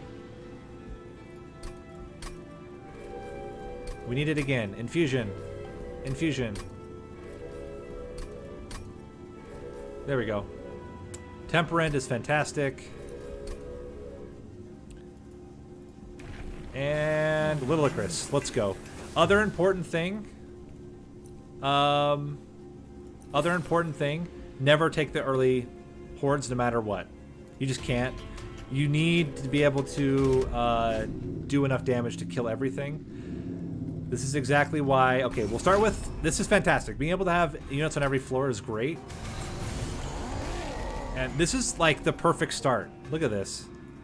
We can play you, play Primitive Mold, give you an Echo Infusion to kill all three, get a Steward out here. Like that's like the money play. Okay, we want to bring you back. So that everything dies. We can fracture you, play a second Train Steward, and chill. Okay. We actually have enough health and damage to kill this guy, which is pretty sick. I think we have enough to kill the next guy too. We can do one of those and we can chill. Little Fade will burn out, which is good for us. We can start fracturing you. And this is like an absolutely ideal start, unless we don't get Reform. Okay, we got Reform. Put you up front, give you extra HP, pop one of these, and we should be solid. And I can't imagine Little Fade not getting the kill, but look at that. That's probably the most I've ever had Ring 1. 25 spikes. Actually, no, if you get the full-on Rage, then you can get more. But that was like, that was sick for a starting turn. I don't mind Purifying Cleanse at all. And skip. Also, Fractures, you're right, are good because you can kill off your Fade very easily. We're going to go spells here. What we want is Holdover on a Reform. Or Permafrost. Permafrost also works. Permafrost.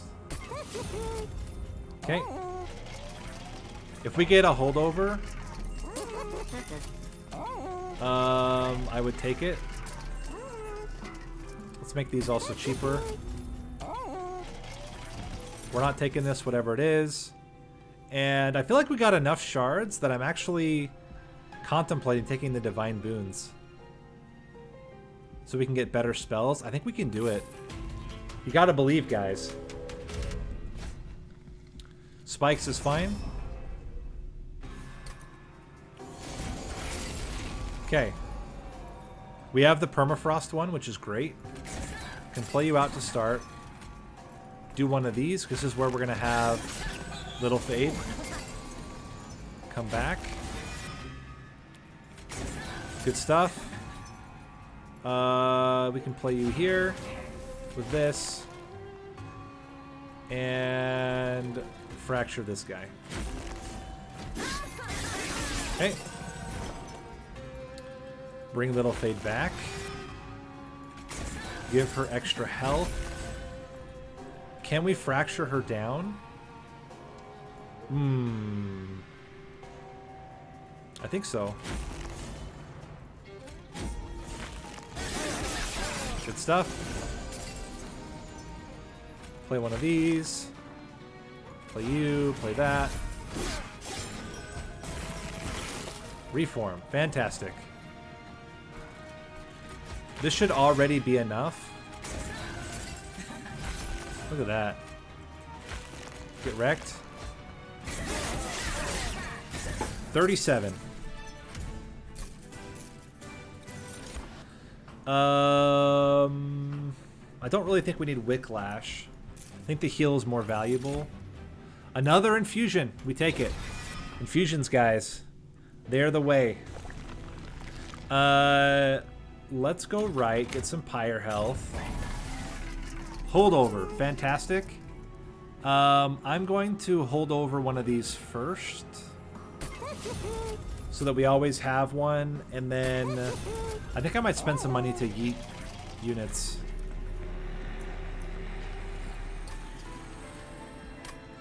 I'm going to merge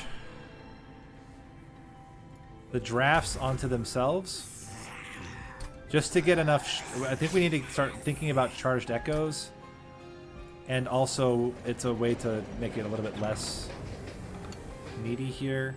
You could go Frozen Nostalgia, It probably doesn't matter. We'll go history of the world because it doesn't really matter at all.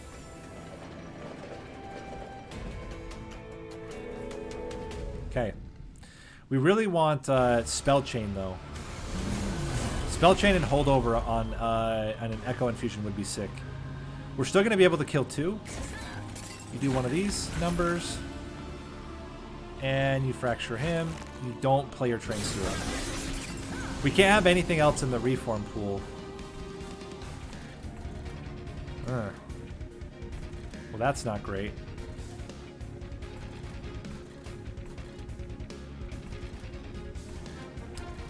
I'm going to do this and assume we're going to be able to play Little Fate up top.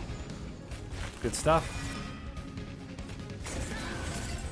Let's keep her around for a little bit. Do one of these. Okay. Should be killing all of them as well. We have the holdover one. Okay. Good.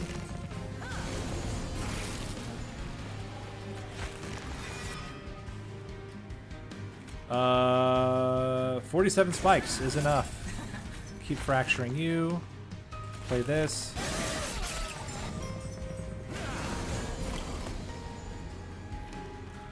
Echo Infusion. Play that. Fracture, fracture. And dead. Are we going to have enough? 59 plus 78.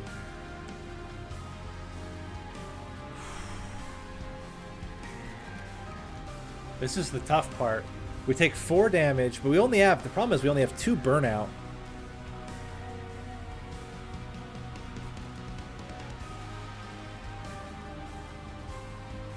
I think you gotta play your Little Fate here. And then play it again. And just absorb this damage from the sky. It's too scary to not. Yeah, it's too scary. So we're going to take some damage, but then we guarantee the kill. Very important. And she's going to die on the first hit. Okay. So we lost 2 kills there, or maybe just 1 kill as a result. We're at 63 spikes, though. That's like nutty. Wax and Spike is interesting. Okay, we can take that. Skip, and we're going to go all in on draw. Yes, we want removal. Remove the Train Steward and the Draft we infused. Don't want any of this nonsense. I'm going to take another Echo Infusion.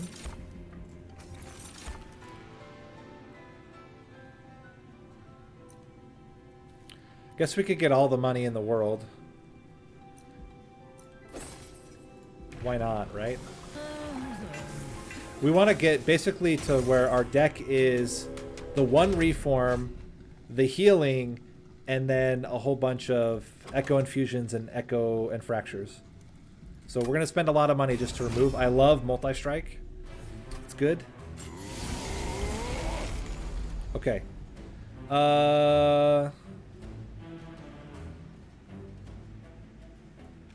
We can infuse enough to be able to kill the backliner. That's sick. Play you up top. Okay, then we can play you back. Do one of these.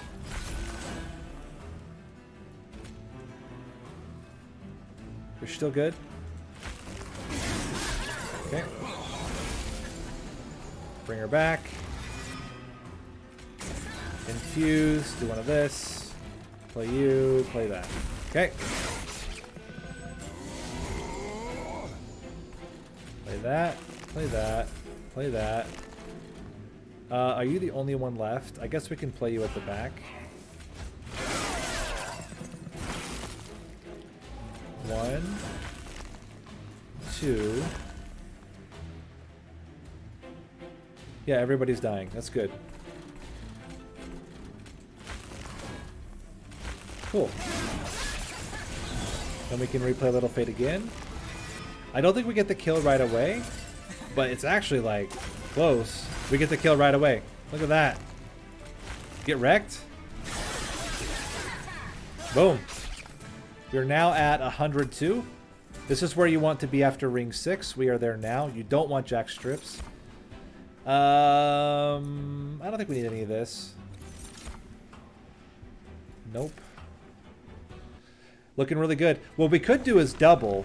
If we got the doubler, we could do double spikes, which would be hilarious.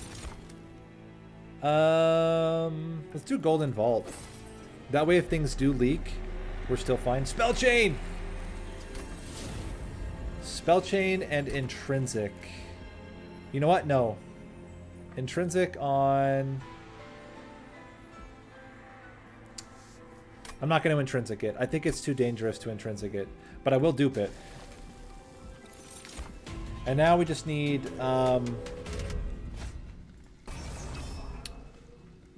Carving Kareska. Yeah, this is fine. Enemies have more damage. It's probably okay. Okay. 1, 2. One of these. One of these. One of these. We get through 3. Not bad. Can bring her back. Pump her up. Pump her up. Pump her up. She's already at 56 health. And we get the holdover reform. Look at that. We're crushing.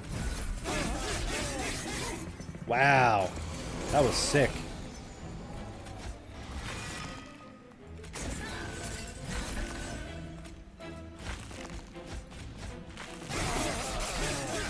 Okay.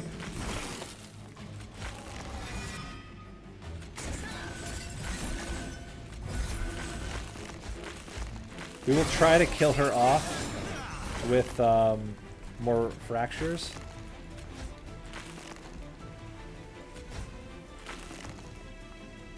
Oof.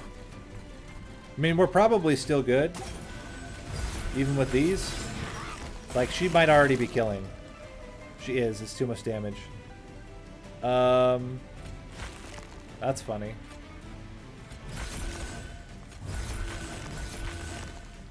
That's actually really funny.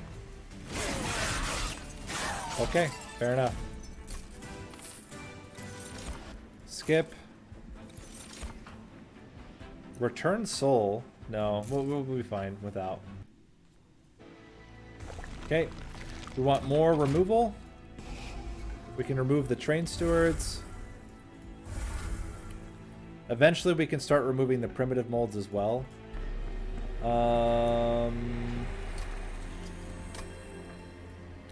How are we going to get extra shards? 10, and then we do something with the last one. Okay. Sure, we heal back up to 50 every time. So it doesn't matter. We don't have enough units to merge. Can we use this now? Plus 30 on this. Yeah. Then we get plus 10, we're guaranteed. We don't have to stress about it anymore. I do want to make...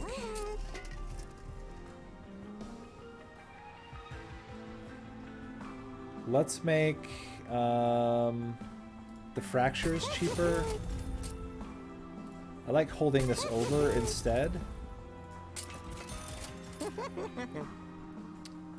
-1 to more fractures.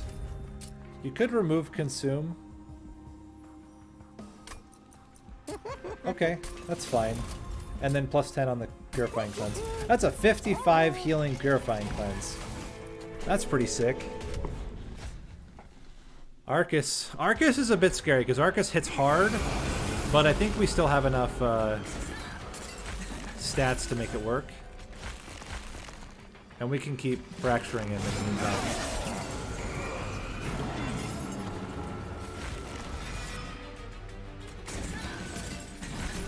Got all 3. Not going to be too upset about that. Can play that. Okay. Good stuff. Oh, crap.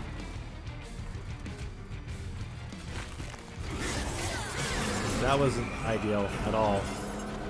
Let me just make all of my good spells more expensive. That sounds like a fun time.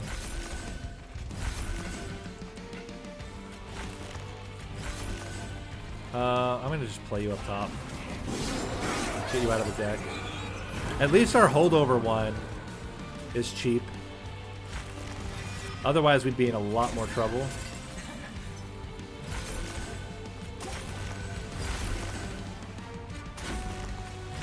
There we go.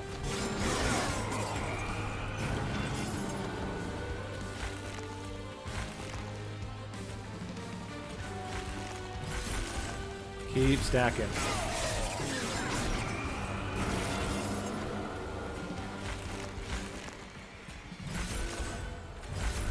Look at that. Look at the health. Like, that's just crazy.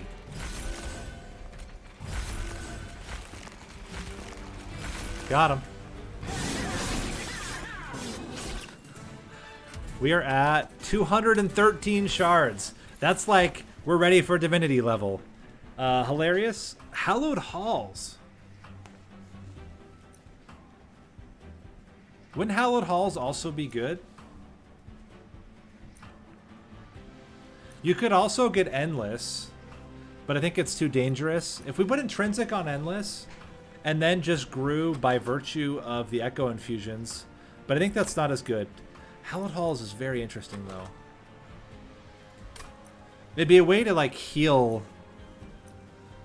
your Little Fade if she's damaged.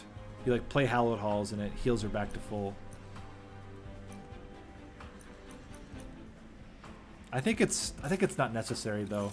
We're gonna go for extra draw, and we want. I mean, artifacts. I don't know what artifacts we'd even want. I do still want removal, so I guess we'll do that. Get rid of you. Get rid of you. Keep minusing cost on these fractures.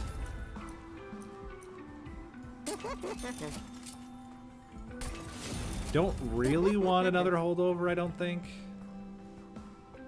It's going to be tough to get enough charged echoes unless we specific. Oh, we aren't carving Karuska. That would have actually been good to go that way for, but it's fine. All right. The biggest Little Icarus. Let's go. We have all the money in the world. Oh my gosh. We might take some pyre damage, but this is just gravy on top. If we can... We might be able to actually survive to kill all 3.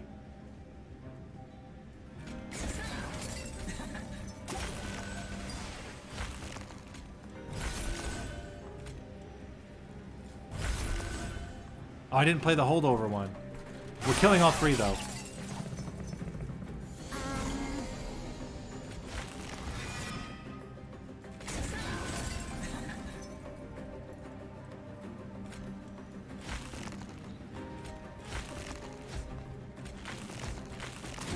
Okay. Take 1 to the fire. It's really just 1. Like, the trade-off was actually absolutely fine. We took, what, how much? 50 pyre damage, but we got the collector, so worth.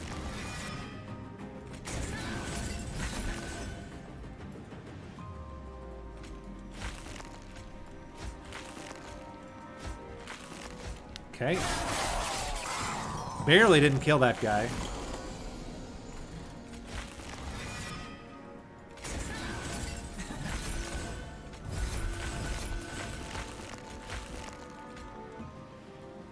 This is not going to be enough. It's only going to be 2 reap by 10. Yeah, it's not enough. Okay, hopefully we get enough health to get through the back line. Should be okay. 1, 2, 3. Okay, we got there. Okay. Okay, now we're in danger. We need the heal. There we go. Big heal. Big health. Big health. We got there.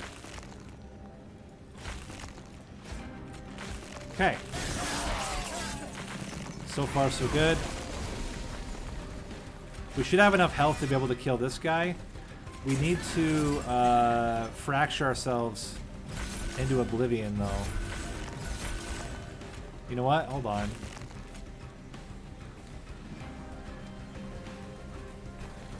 We're gonna need to like do some heavy fractures.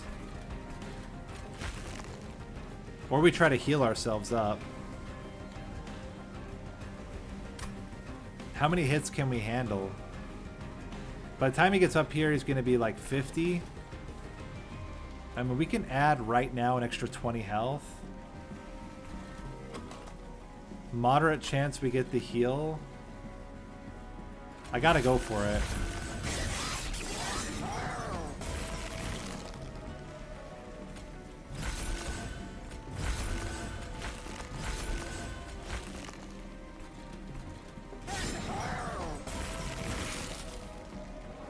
Yeah, we're good.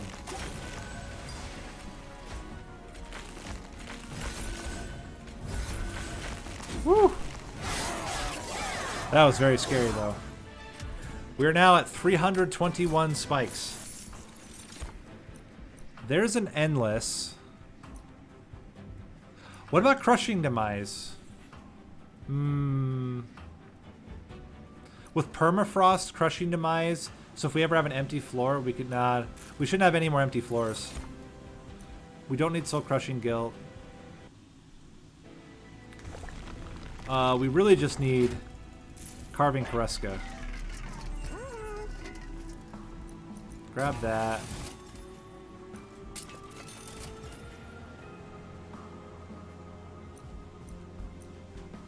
We don't want faulty loader. Do we have anything that consumes? We have nothing that consumes. So we can shape our deck into exactly what we want. What do we want? How do we want our deck to be? How do we want our deck?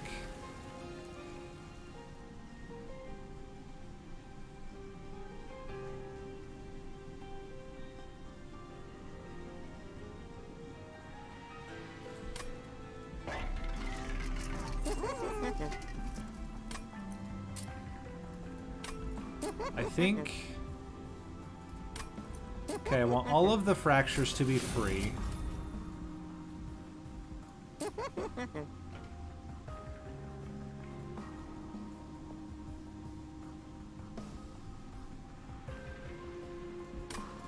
I think I just want everything to be free. I think we don't need the Waxen Spike. I think we take out maybe this one cost primitive mold. It seems like a pretty good balance, though, between... Let's just keep a ton of health as a protection. And grab...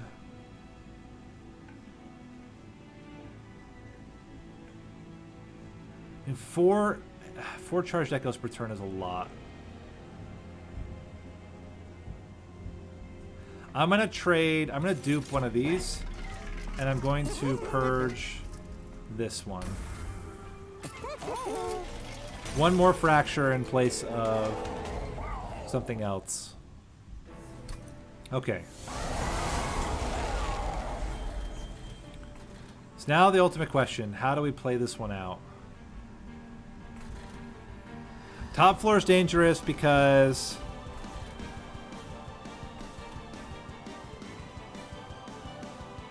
Top floor is dangerous because then we can't play every floor. I think we got to play bottom just for safety.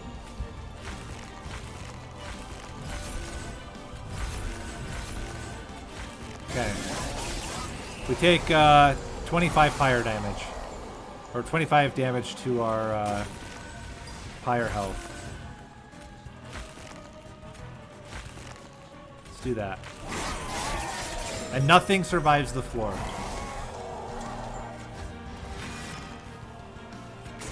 And then I think we're good.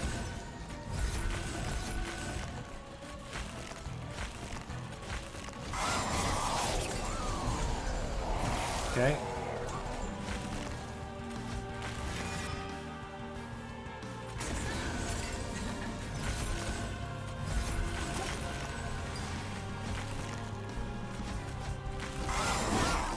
Okay.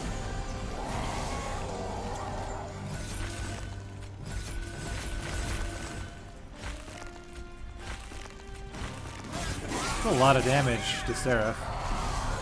Now everything's dying on this floor, which is really good news for us. Plus we get big heals.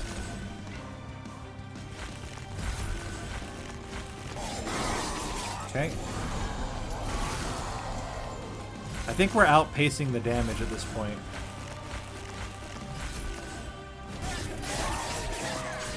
Okay. How are we looking? We're almost killing, like, literally right now. That was it. We did it. Look at that. And Little Fate's living. Holy crap. 425 spikes, guys. 425 is the current count. Now, with Divinity, we don't care what floor. We'll probably just follow them up and then try to just survive. It's going to be all about Little Fate surviving. If Little Fate survives, we win. Okay, it's a pretty good start. 1. Fracture. 2. One of these. 3. We get through the main crowd. Let's play this here. Okay. There we go. Can start building up. Play that. I think it's unlikely that they're going to be able to kill. Oh, currently they are. Now they're not.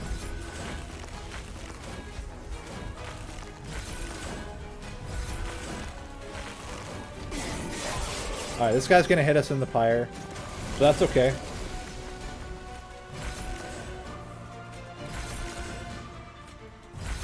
We almost kill all of them.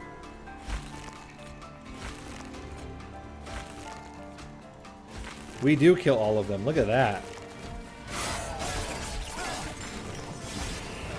Take 25 gold damage. Killing the mini-boss. It's good stuff. Got him. Divinity dies right now. Oh, it's so close. Look how close it is for Divinity to die. Next turn, Divinity should die for the flying kill. Amazing. Astounding. Incredible. Unimaginable. Solo. Oh, that feels good. 517 spikes at the end.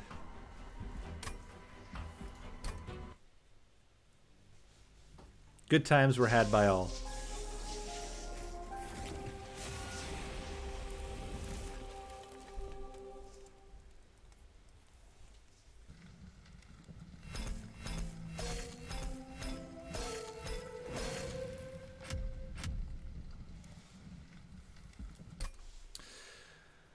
So, with that, as I said at the beginning, compared to the 5 builds to make Seraph cry, the 5 builds to make Seraph soil his armor holds up relatively well going into the Last Divinity DLC. You do have to make some minor adaptations. You need to think about scaling a little bit more than you did in the past with these builds.